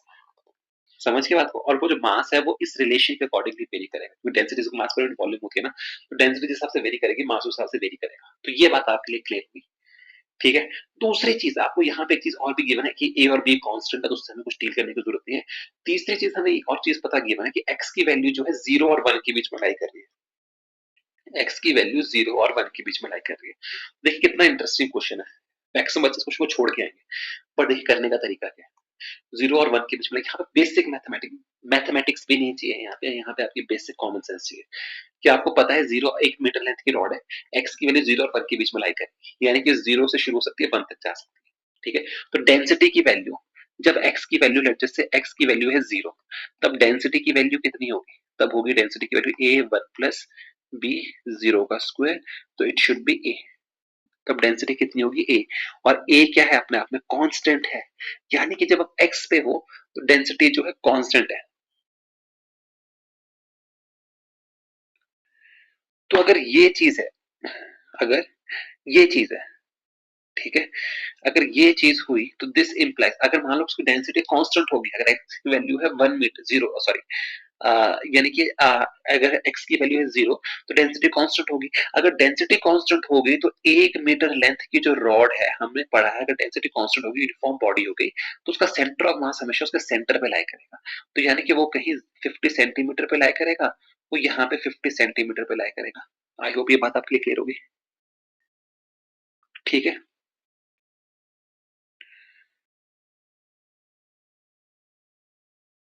क्लियर होगी ना बात को। तो इसका मतलब ये हुआ कि मुझे ऐसा देखना पड़ेगा, मुझे कोई ऐसा रिलेशन ढूंढना पड़ेगा इन चारों में से एक ऐसा रिलेशन मुझे ढूंढना पड़ेगा जहां पे मुझे, अगर मैं b की वैल्यू को, क्योंकि देखो ना आपके पास क्या है b b b b, अगर मैं b की वैल्यू को 0 पुट करूं तो मुझे डेंसिटी की वैल्यू कितनी दे देनी चाहिए, सॉरी तो मुझे सेंटर ऑफ मास की वैल्यू कितनी दे देनी चाहिए 0.5, क्योंकि b की वैल्यू गायब हो जा रही है ना। तो इसका मतलब ये हुआ कि अगर इन सब में b है, अगर मैं b की वैल्यू को 0 पुट कर दूं इन सारे ऑप्शंस में एक करके, तो जो वैल्यू जो जो ऑप्शन मुझे 0.5 दे देगा सेंटर ऑफ मास की वैल्यू, वो मेरा ऑप्शन आंसर सही होगा, वो मेरा आंसर सही होगा। आई होप ये बात क्लियर हुई। क्योंकि देखिए ना, आपको गिवन है x की वैल्यू वेरी कर रही है 0 से लेकर 1 तक, तो मैंने 0 वैल्यू उठा के देख ली। अगर मैं 0 वैल्यू उठा के देख लेता हूं तो मैं ये देखता हूं कि अगर मैं क्या करता हूं, a, तो मेरे पास डेंसिटी की वैल्यू इधर कांस्टेंट, अगर डेंसिटी कांस्टेंट हो गई तो मेरे पास क्या है, 50 सेंटीमीटर पे सेंटर ऑफ मास लाई करेगा, यानी कि 0.5 मीटर पे लाई करेगा। तो यानी कि इन सब ऑप्शंस में से जो मुझे b की वैल्यू 0 पुट करने पे 0.5 वैल्यू दे रहा है, वो मेरा आंसर होगा। ठीक है, अब आपके मन में क्वेश्चन आएगा, अगर मैं 0 से लेकर 1 के बीच में वैल्यू उठा रहा हूं तो मैं 1 वैल्यू क्यों उठा रहा हूं, क्योंकि अगर मैं 1 वैल्यू उठाता हूं, rho of x is equal to a 1 plus b, तो यानी कि आपके पास आएगा a प्लस ए बी की फॉर्म में आंसर आएगा। इसकी कैलकुलेशन आप नहीं कर पाओगे, आपको इंटीग्रेट ही करना पड़ेगा, जिससे हम बच गए इस तरह से सब्स्टिट्यूट करने से, क्योंकि आप यहाँ पे कहीं भी ऑप्शन में ए नहीं है। तो इससे बचने के लिए हम क्या करेंगे, यहाँ पे a प्लस ए बी की जगह हम 0 पुट करके देखेंगे किसमें आपकी वैल्यू वो निकल के आ रही है, 0.5 निकल के आ रही है। ठीक है, तो यानी कि वो निकल के आती है सिर्फ और सिर्फ आपकी ऑप्शन नंबर ए में। तो इसी में, क्योंकि देखिए ना, अगर आप सब्स्टिट्यूट करते हैं तो 3 into 2 plus 0 over 4 into 3 plus 0, so it's coming up to be 6 over 12, it's 1/2 is equal to 0.5, यही आपका आंसर होगा। अब ये मत सोचिएगा कि एक से ज्यादा फिर 0.5 आता नहीं आ सकता, करके देखना चाहते हैं तो करके देख लीजिए। It should B 12 over 6, it should B 2, it should B 8 over 9, it should B 9 over 8, नहीं आ सकता, सिर्फ यही है जहां पे 0.5 जाएगा। क्लियर होगी बात? आई होप ये क्वेश्चन आपके लिए क्लियर हुआ होगा। ठीक है, ये बहुत इंटरेस्टिंग क्वेश्चन है। ये क्वेश्चन आपका PYQ है, ये क्वेश्चन आपका AI EEE में आ रखा है, और ये क्वेश्चन मैंने कहा था ना, जितना पुराना क्वेश्चन हो जाता है उसका नीट के पेपर में आने के चांसेस उतने ही हाई होते हैं।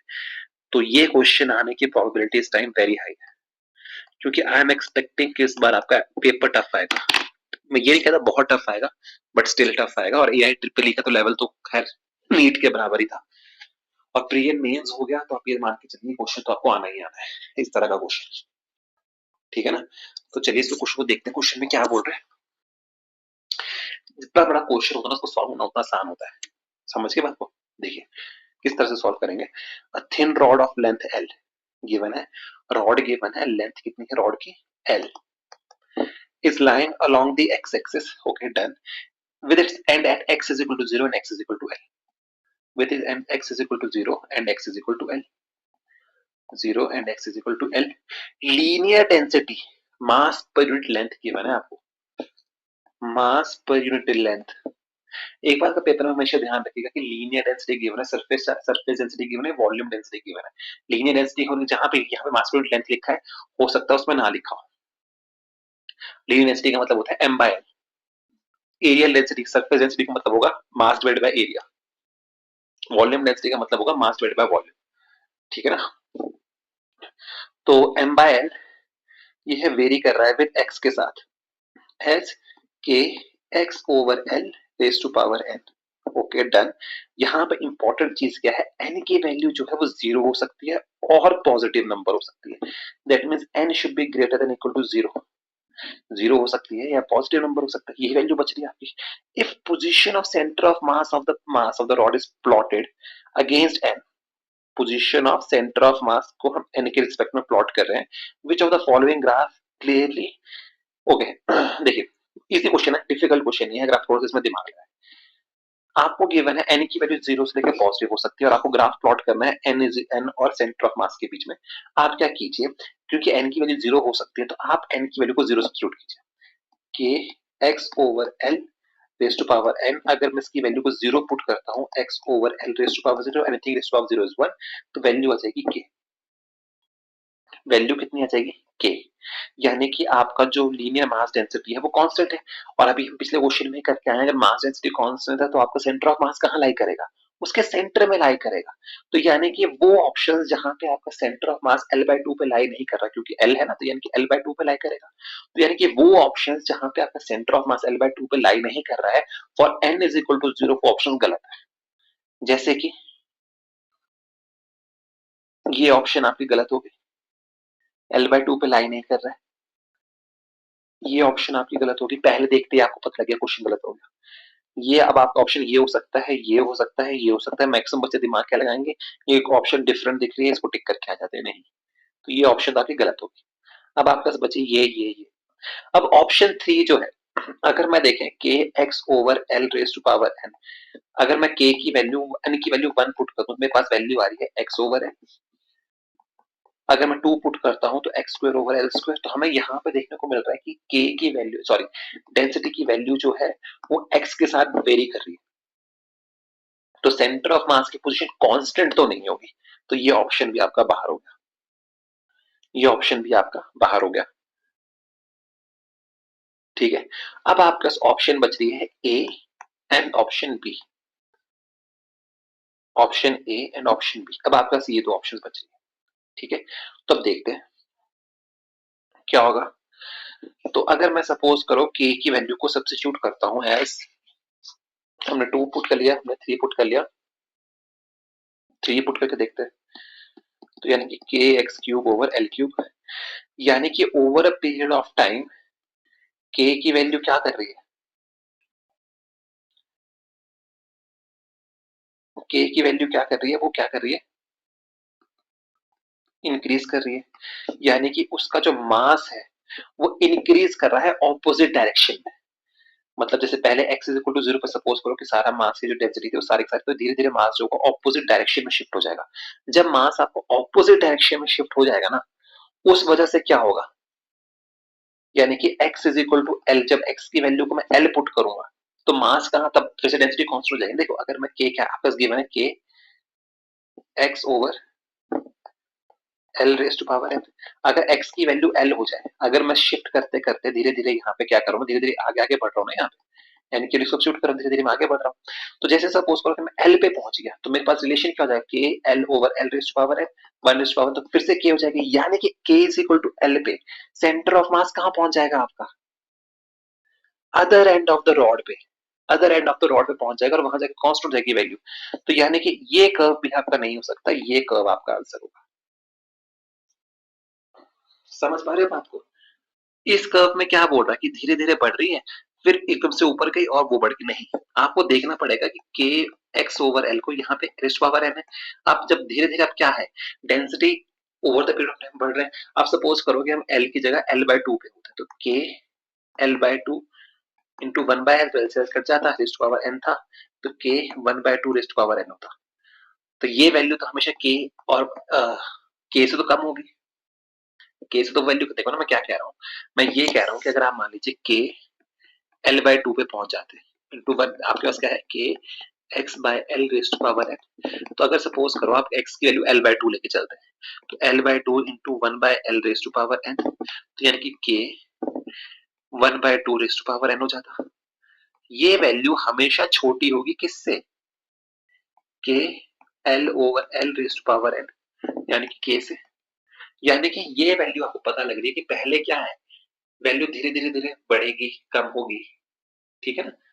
जैसे ये अब ये कर्व आपको दिखा रहा है, तो अब जैसे ये वैल्यू उससे हमेशा कम होगी। अगर मैं k की वैल्यू लेट्स जस्ट से मैं 0.7 शो कर देता हूँ, जैसे ये बता रहा है, बट इसके अकॉर्डिंगली सेंटर ऑफ मास की जो वैल्यू है, इसके अकॉर्डिंगली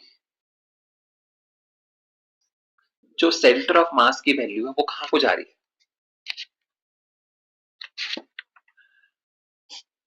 है ना। ये कह रहा है कि पहले कांस्टेंट है, ऐसा थोड़ा है, वैल्यू आप देख रहे हो ना धीरे धीरे बढ़ रही है ऊपर। ये क्या कह रहा है, इस कर्व के अकॉर्डिंगली देखें ना, तो इस कर्व के अकॉर्डिंगली पहले वो कांस्टेंट ही है, फिर बढ़ी, फिर कांस्टेंट हुई। नहीं, वो स्टार्टिंग से यहीं से बढ़ना शुरू हो गई।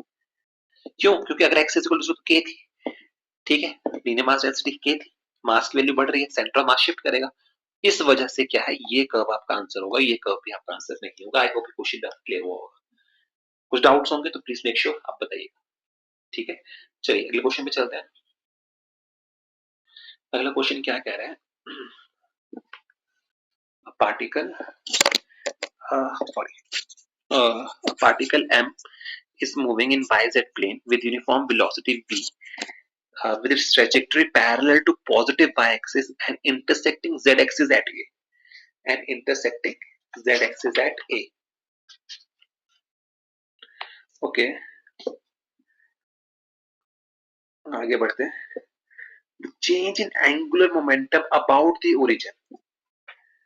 The change in angular momentum about the origin as it bounces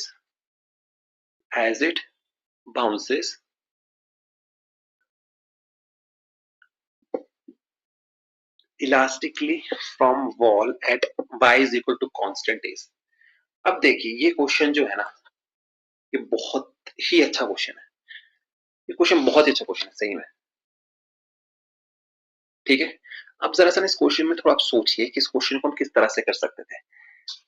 क्या कि क्वेश्चन अगर आपको मान लीजिए पेपर में ही आ जाता तो इस क्वेश्चन को आप कैसे करते हैं, आपको थोड़ा दिमाग लगाना पड़ेगा इस क्वेश्चन में। ये कह रहा है कि particle of mass m is moving in yz plane, एक पार्टिकल है मास m का जो मूव कर रहा है इन yz प्लेन पे, है ना। आपको बताना है कि trajectory running in the positive y axis, ठीक है। चलिए इस क्वेश्चन को सॉल्व करते हैं अभी, जस्ट होल्ड ऑन।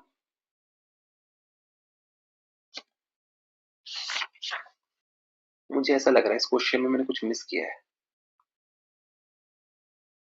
कि जस्ट वेट अ मिनट, मैं इस क्वेश्चन को चेक कर लूं एक बार। मुझे ऐसा लग रहा है इस क्वेश्चन में डायग्राम था कि नहीं था। अगर इस क्वेश्चन में डायग्राम गिवन था तो मुझे लग रहा है कि मैं इस क्वेश्चन को स्किप किया है, कहीं पे मिस किया है। Just a minute.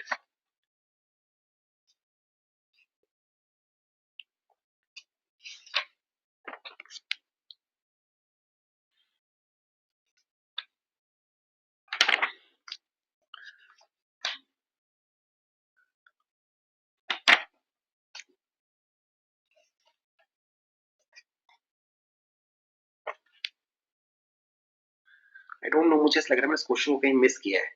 इस क्वेश्चन में डायग्राम था कि क्या था।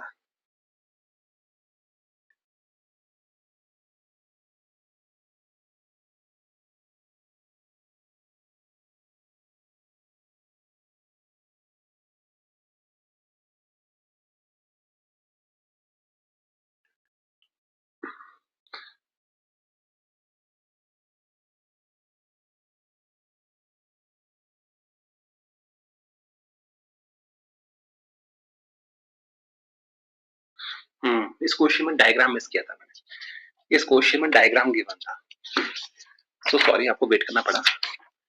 मैं थोड़ा मुझको बुक निकालनी पड़ेगी एक्चुअली ना। इस क्वेश्चन में मुझे लग रहा था कि डायग्राम मिसिंग है कि नहीं है, डायग्राम मिसिंग है इस क्वेश्चन में। ठीक है, चलिए इस क्वेश्चन को सॉल्व करते हैं हम ध्यान से। मैं आपको डायग्राम बना देता हूँ, ठीक है।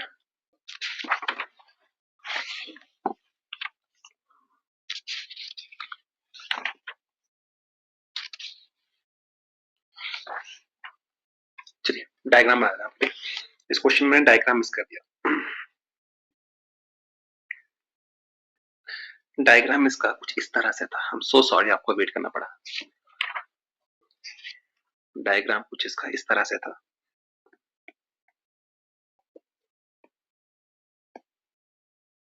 y z, यहाँ कहीं दीवार है, ये है पॉइंट ए और ये है बी, ठीक है। यहाँ कहीं पे हमने इसको क्वेश्चन को मिस किया था एक्चुअली। ये डायग्राम बनाना भूल गया था इस क्वेश्चन में, ठीक है। चलिए इस क्वेश्चन को सॉल्व करते हैं जल्दी से।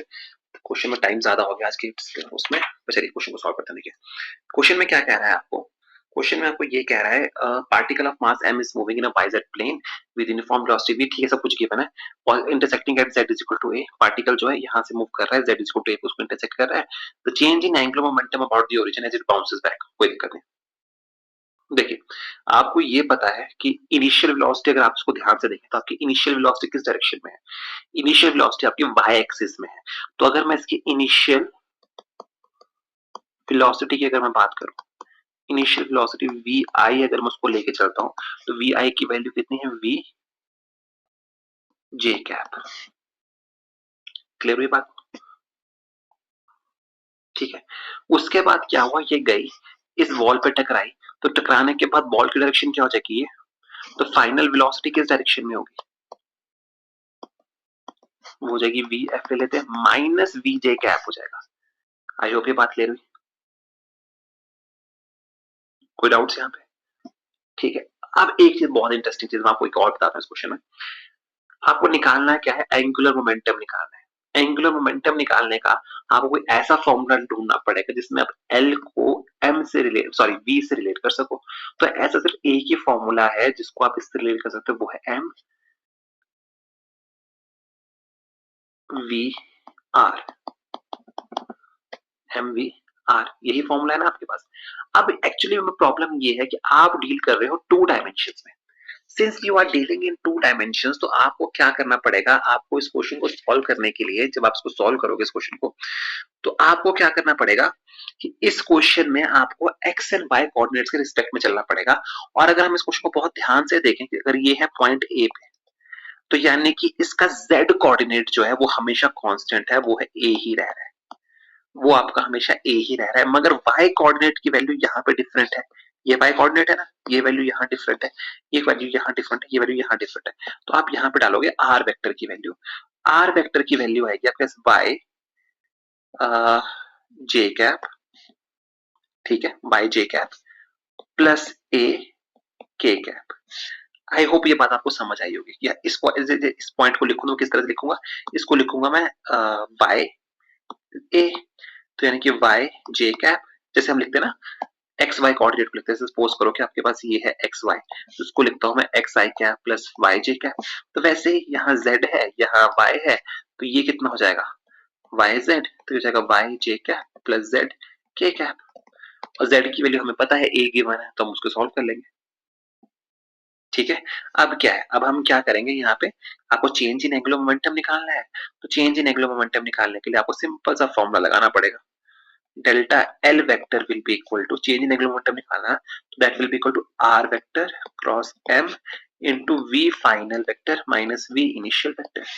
बस क्वेश्चन सॉल्व हो गया। क्वेश्चन को सॉल्व करना तो डेल्टा एल वेक्टर की वैल्यू आपके पास निकल के आएगी, आर वेक्टर की वैल्यू को अगर हम सब्स्टिट्यूट करो तो मेरे पास जाएगा y j cap plus a k cap cross m, v f minus v i कितना हो जाएगा माइनस वी, माइनस माइनस करके प्लस हो जाएगा, तो two v j cap.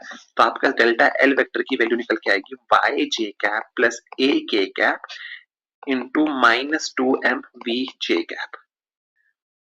Clear होगी बात। अब देखिए, अब हम यहाँ पे इसको ये फॉर्मूला यूज करेंगे आई जे के वाला, आई जे के वाला फॉर्मूला हम यहाँ पे यूज करेंगे। बट उससे भी आपको ये चीज पता है कि अगर मैं जे को के साथ करूंगा, जे अगर मैं जे को किसके साथ करें, अगर मुझे पता है कि अगर मैं जे को जे के साथ करूंगा, क्रॉस प्रोडक्ट लूंगा तो मुझे जीरो मिलेगा, और अगर मैं जे को के साथ करूंगा तो मुझे आई मिलेगा, के को मैं जे के साथ करूंगा तो माइनस आई मिलेगा। आई होप ये बात आपके लिए क्लियर हुई। तो यानी कि जब मैं इसको पूरे को सॉल्व करूंगा तो डेल्टा एल वेक्टर की वैल्यू आपके पास निकल के आएगी 2mv 2mv ए आई कैप। माइनस से माइनस कैंसिल हो जाएगा क्योंकि के से आप जे की तरफ को जा रहे हो तो माइनस आई आएगा, माइनस माइनस करके प्लस हो जाएगा, तो आपके पास यहाँ पे ये वैल्यू आपका डायरेक्ट आंसर निकल के आएगा। आई होप ये बात आपके लिए क्लियर हुई होगी, ठीक है ना। ये क्वेश्चन बहुत इंटरेस्टिंग क्वेश्चन था, मैं आपको पहले बता दूं। और ये क्वेश्चन मुझे इसलिए मैं खुद ध्यान रखा हूँ, डायग्राम भूल रहा हूँ, क्योंकि ये एनसीईआरटी का क्वेश्चन है। ये एनसीईआरटी का क्वेश्चन है, कुछ समझिएगा कितना इंटरेस्टिंग क्वेश्चन दिया है एनसीईआरटी ने। समझ पा रहे हैं आप इस बात को। एनसीईआरटी में जब ये क्वेश्चन गिवन है तो एनसीईआरटी में इसकी जो ऑप्शन है वो हम आपको फिर से बता दूं। आई कैप को उन्होंने ई एक्स कैप लिखा है, वाई कैप को या जे कैप को उन्होंने ई जे कैप लिखा होगा, और के कैप को उन्होंने ई जेड कैप लिखा होगा। आप किसी रोटेशन में उसको डोनेट कर सकते हो। क्लियर होगी बात इतनी से, ठीक है। चलिए नेक्स्ट क्वेश्चन पे चलते हैं। A wheel of radius r rolls on a ground with uniform velocity v.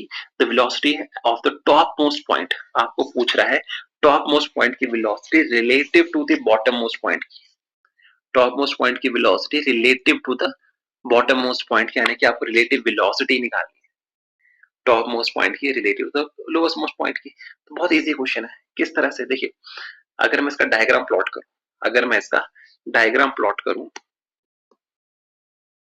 ये आपका डायग्राम रहा, सॉरी डायग्राम सही नहीं बना। अगर मैं इसका डायग्राम प्लॉट करता हूं, एक मिनट,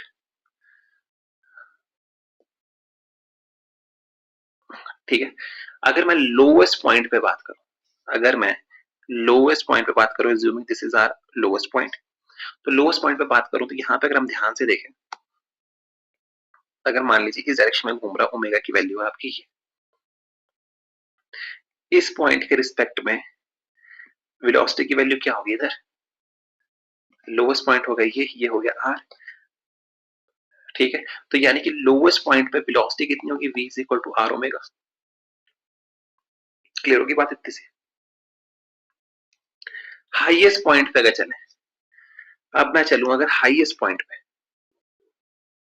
अब मैं चलूं अगर हाईएस्ट पॉइंट पे, तो वेलोसिटी की वैल्यू किधर को होगी, इधर को, सॉरी इधर को नहीं, हम डायरेक्शन गलत ले रहे हैं।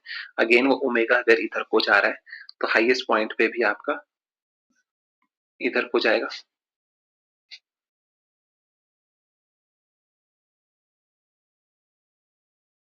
जस्ट अ मिनट, कुछ गड़बड़ हुई है। हाँ, इसको यहाँ ऐसे मत बनाइए, इसको यहाँ पे ऐसे बनाइए। अब ठीक है, अब समझने में आसानी रहेगी। तो ये कितना है आर, अब ये 2r, डिस्टेंस कितना है आपका, डिस्टेंस कितना है, डिस्टेंस अब आपका कितना है, v डैश इज, आपको रिलेटिव इस पॉइंट के रिस्पेक्ट में निकालना है, लोवेस्ट पॉइंट के रिस्पेक्ट में। तो ये कितना है, ये यहां से लेके यहां तक r है, तो ये कितना हो जाएगा, अगर सपोज करें ये यहां से लेके यहां तक r है ना, तो ये अगर मैं इसको लेके चल रहा हूँ y, तो y कितना है आपका 2r के बराबर है y, दुगना हो गया ना, डिस्टेंस लोवेस्ट पॉइंट के रिस्पेक्ट में लेना है। तो v dash will be equal to r into omega, that should be equal to 2r of omega, तो that should be equal to 2r omega, और r ओमेगा क्या है, लोवेस्ट पॉइंट की, तो 2 times of v। Interesting question है, समझ पा रहे हैं, बहुत अच्छा क्वेश्चन है, इंपॉर्टेंट क्वेश्चन है ये। इतना इजी क्वेश्चन नहीं है पेपर में, पेपर है क्वेश्चन ही बाकायदा इजी, बट इसको समझने का मैं बहुत सिंपल वे में समझा देता हूँ। आपको बोला है लोवेस्ट पॉइंट के रिस्पेक्ट में निकालनी है। इस क्वेश्चन को आप रिलेटिव वेलोसिटी से भी कर सकते हैं, इस क्वेश्चन को आप रिलेटिव वेलोसिटी से भी कर सकते हैं, बट क्योंकि आप डायमेंशन से डील करते हैं उसको वैसे कर लेते हैं। तो यहाँ से रही, तो यहाँ पे कितनी होगी, v is equal to r omega. Lowest point के रिस्पेक्ट में ये हाइट कितने डिस्टेंस पे है, ये कितने डिस्टेंस पे है, 2 टाइम्स ऑफ आर, क्योंकि अगर मैं यहाँ से लेता हूँ ये आर है, तो ये कितना 2r होगा ऊपर वाला। तो यानी कि टोटल लोवेस्ट पॉइंट के रिस्पेक्ट में हाईएस्ट पॉइंट की वेलोसिटी कितनी होगी, v into 2r into omega, v is equal to 2r into omega, तो v into 2r of omega, r omega कितना होगा, velocity of lowest point. Clear होगी बात इतनी से, ठीक है, चलिए नेक्स्ट क्वेश्चन पे चलते हैं. The centre of wheel rolling on a plane surface moves with a speed v naught. Okay, the particle of the rim at the speed level at the same center moving speed root x v naught. Okay, then the value of x is. अच्छा देखिए, ये मैं बताता हूँ, ये question भी आपका P Y Q है. उस क्वेश्चन में क्या था, आपको particle of the rim the particle on the rim of the wheel at the same level at the centre, वहां पे सिर्फ यहां तक दिया था, will be moving at a speed. आपको स्पीड की वैल्यू निकालनी थी. वहां पे क्या है, ऑप्शन में कुछ गिवन था, आपको गिवन है रूट एक्स वी नॉट, आपको रूट एक्स की वैल्यू निकालनी है. वहां पे ये पूरी की पूरी वैल्यू गिवन थी, आपको बताना था ऑप्शन में क्या है, वो आपका आंसर था. ठीक है, ये क्वेश्चन आपका पी वाई क्यू, तो ध्यान से सॉल्व करते हैं. ठीक है, अब देखिए पहली ऑप्शन ये समझिए कि आप यहाँ पे हो. ठीक है, ये रहा आप यहाँ पे. ठीक है, इस पॉइंट के रिस्पेक्ट पे अगर हम बात करते हैं, सेंटर के रिस्पेक्ट में करें, तो इधर के डायरेक्शन में अगर हम इस डायरेक्शन में वेलोसिटी की वैल्यू कितनी होगी, वी नॉट. समझ गए, तो वी नॉट की वैल्यू कितनी होगी, आर ओमेगा. अब देखिए, अब क्वेश्चन होता है इंटरेस्टिंग. अब यहाँ पे क्यों इंटरेस्टिंग होता है, आप सपोज कीजिए पार्टिकल आपका यहाँ पे है, हम एज्यूम कर रहे हैं रोटेशन इसकी इस डायरेक्शन में, ओमेगा इस डायरेक्शन में. ठीक है, इस पॉइंट पे अगर हम बात करें ओमेगा इस डायरेक्शन में, तो वी की वैल्यू किधर को होगी, वी की वैल्यू इधर को होगी. पार्टिकल यहाँ पे रखा है ना, उसकी वेलोसिटी कहाँ को होगी, इधर. उसकी नहीं, वैसे मान लीजिए धागे से पत्थर बांधा, तो पत्थर की नीचे की डायरेक्शन में जाएगा. तो बस फिर क्वेश्चन सॉल्व हो गया. ये कितने डिस्टेंस पे है, आर. ये कितने डिस्टेंस पे है, आर. तो लोएस्ट पॉइंट पर v equal to r omega. अब आपको बताना है रिलेटिव वेलोसिटी, बतानी है यहाँ से लेके यहाँ तक. एट पॉइंट P पे रिलेटिव वेलोसिटी कितनी होगी, तो वो होगी एट P पे वेलोसिटी कितनी हो जाएगी, आर ओमेगा. कितने डिस्टेंस पे है, आर ओमेगा पे. तो आर की वैल्यू कितनी है, ये है आपका आर. इसको कैपिटल आर, इसको कैपिटल आर ले लेते हैं, क्योंकि यहाँ पे इसको कैपिटल आर लिया हुआ है. तो आर ओमेगा, तो आर की वैल्यू कितनी है, under root of r square plus r square is equal to root 2 of r है. तो यानी कि it should be root 2 of r omega, root 2 of v nought, root 2 of v nought. यानी कि आपके पास रूट में x की वैल्यू कितनी है, 2. तो यानी कि वेलोसिटी कितनी है, रूट 2 ऑफ x नॉट. ये अपने आप में क्वेश्चन है, इस चीज का ध्यान रखिएगा. समझ गए बात को, centre of mass r omega से मूव कर रहा है ना. ठीक है, चलिए नेक्स्ट क्वेश्चन पे चलते हैं. The instantaneous angular position of a point on a rotating wheel is given by the equation. Okay, theta t is equal to 2t cube minus 6t square. तो torque becomes zero. torque zero कब बनेगा, simple question है. Theta given है, torque zero होने का मतलब है आपकी क्या चीज जीरो होगी. टॉर्क जीरो होने का मतलब है क्या चीज जीरो हो गया. टॉर्क जीरो होने का मतलब है आपकी अल्फा की वैल्यू जीरो है. टॉर्क जीरो होने का मतलब क्या है, आपकी अल्फा की वैल्यू जीरो है ना. तो इस क्वेश्चन को सॉल्व करने के लिए क्या करेंगे, दो बार इंटीग्रेट करेंगे. Torque is equal to I alpha भी कर सकता है, will become 0 at theta t is equal to. इस क्वेश्चन में देख लीजिए कि निकालना है आपको, टाइम निकालना था कि डिस्टेंस निकालना था. जस्ट अ मिनट, ये क्वेश्चन मुझे लग रहा है कि इनकम्प्लीट है. Just a minute.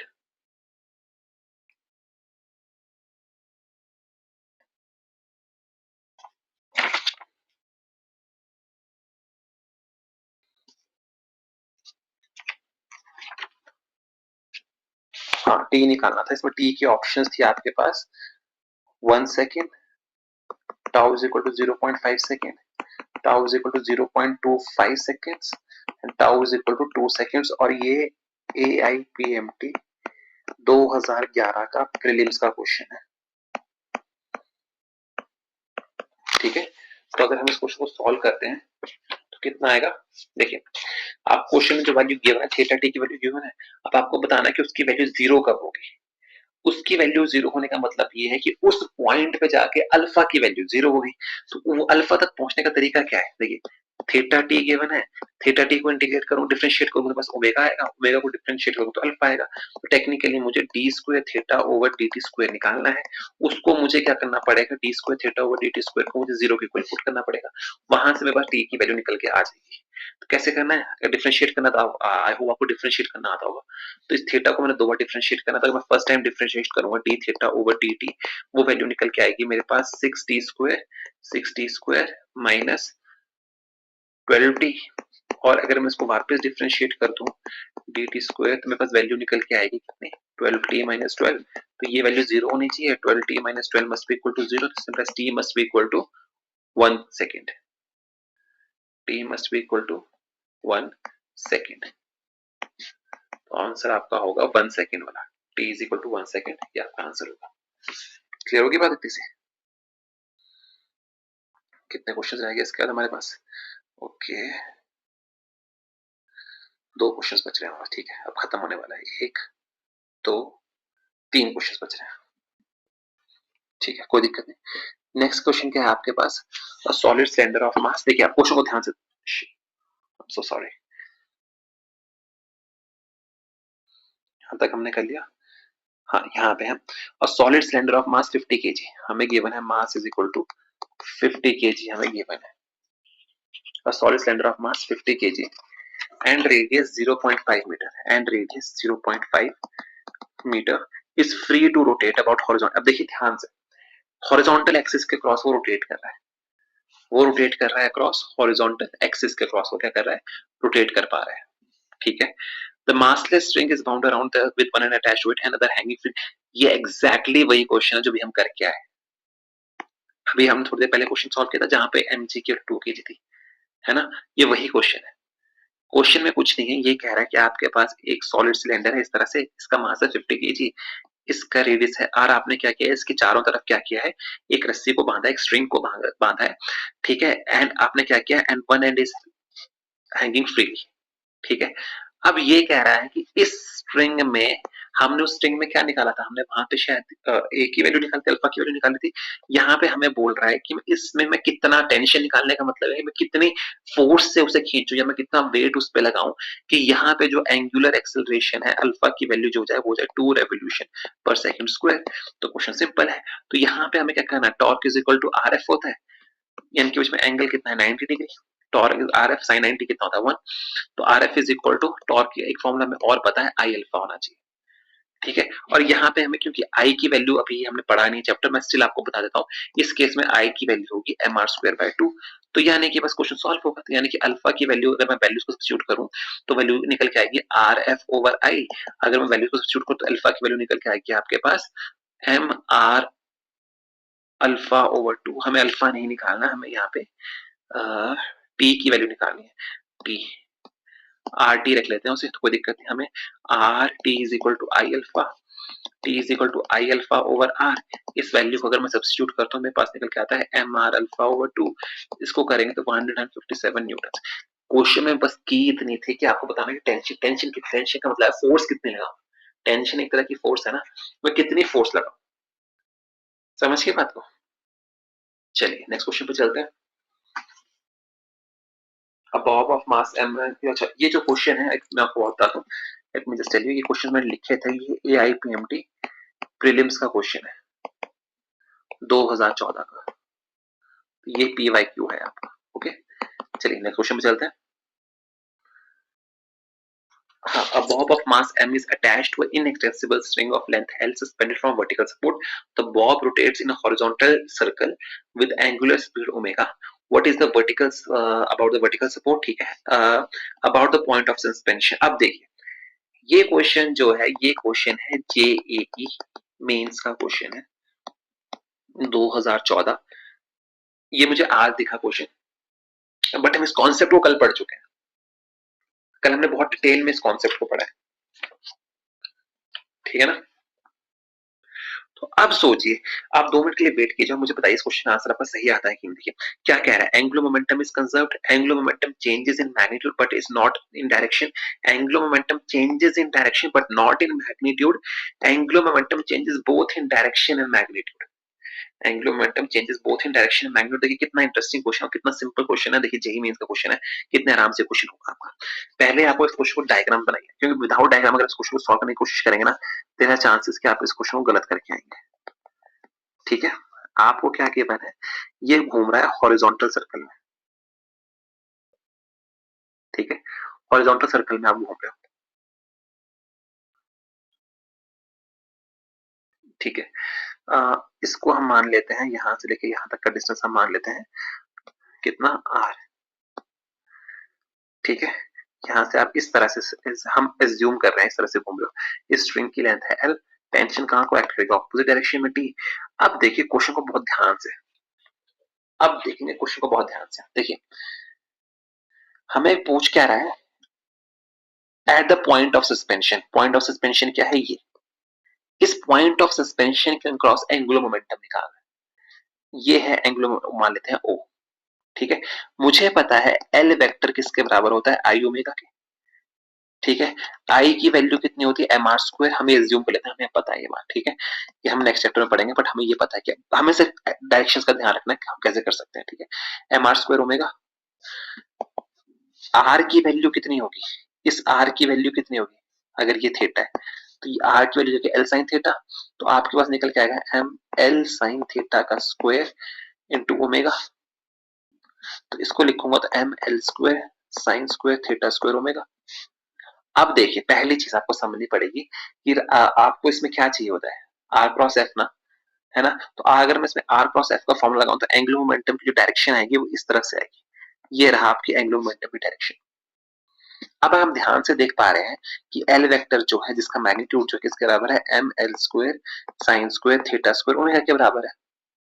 ठीक है, अगर हम इस क्वेश्चन को बहुत ध्यान से देखें तो हमें ये पता लग रहा है कि पूरी इक्वेशन में क्या है कि एम आपका कांस्टेंट है, कोई दिक्कत नहीं, एल आपका कांस्टेंट रहेगा। ठीक है, थीटा आपका कांस्टेंट रहेगा, ओमेगा कांस्टेंट रहेगा।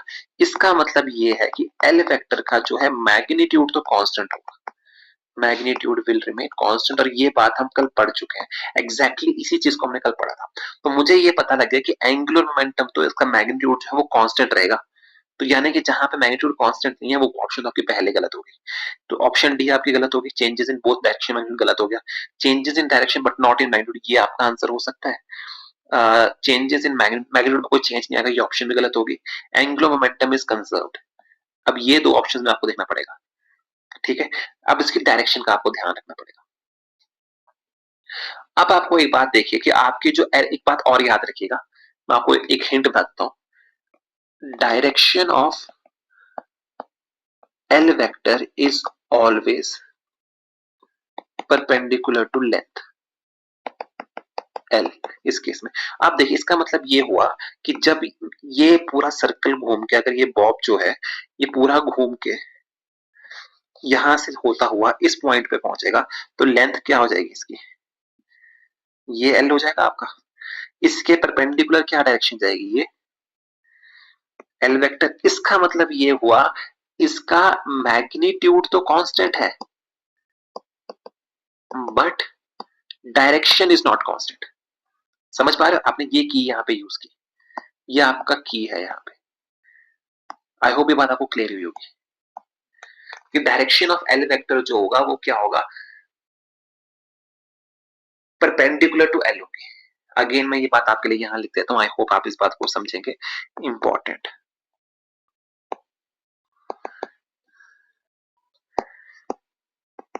Direction of l vector will be perpendicular to l, length l. समझ गए, तो इसको अगर इसके के परपेंडिकुलर है ना, तो ये एल की वैल्यू भी घूमना शुरू कर देगी।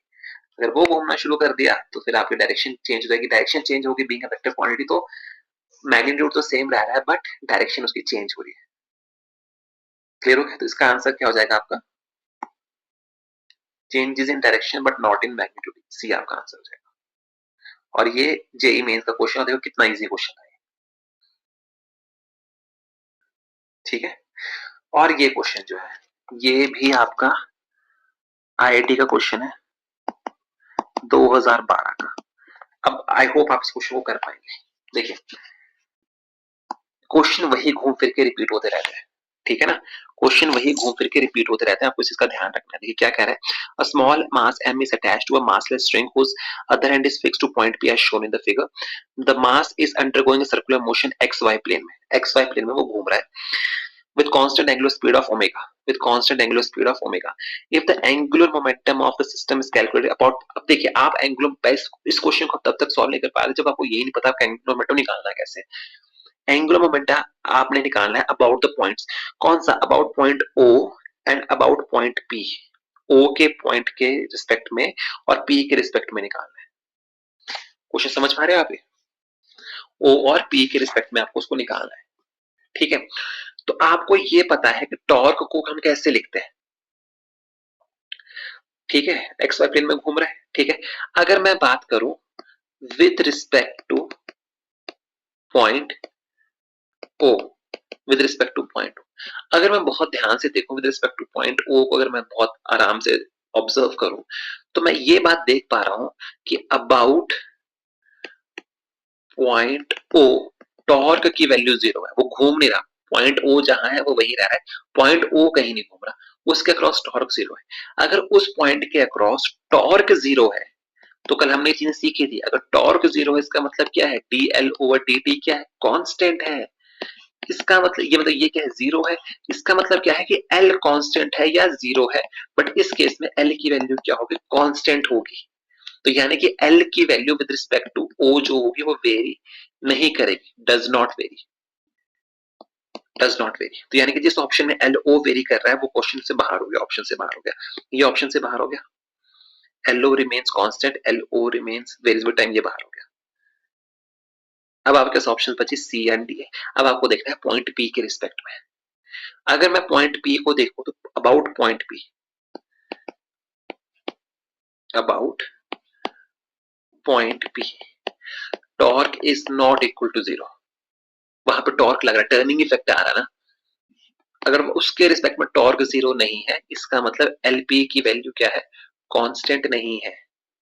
अब आप बोलोगे कौन, आपको कैसे पता लग रहा है कि उसके अक्रॉस एल की वैल्यू कांस्टेंट नहीं है, क्योंकि जो पिछला क्वेश्चन था उसमें हमने क्या देखा कि एल की वैल्यू हमेशा एल के रिस्पेक्ट में, इस लेंथ के रिस्पेक्ट में जो आपका एंगुलर मोमेंटम होगा वो हमेशा परपेंडिकुलर होगा। तो इसके रिस्पेक्ट में एल वेक्टर जा रहा है यहाँ पे।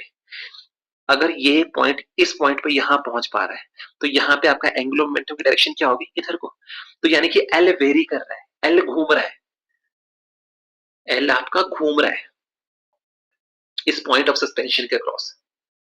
अब क्योंकि इस पॉइंट ऑफ सस्पेंशन के क्रॉस एल अगर घूम रहा है, इसका मतलब ये हुआ कि एल की वैल्यू चेंज करे, क्योंकि एल क्या है, एक वेक्टर क्वांटिटी है, मैग्नीट्यूड प्लस डायरेक्शन से मिलकर बना हुआ है, दोनों में से एक भी चीज चेंज करेगी तो चेंज कर जाएगा। तो एल की value with respect to time at point P क्या करेगी, चेंज करेगी। एल ओ के रिस्पेक्ट में वो कांस्टेंट रहेगी, एल ओ के रिस्पेक्ट में वो चीज कांस्टेंट रहेगी। क्लियर होगी बात को?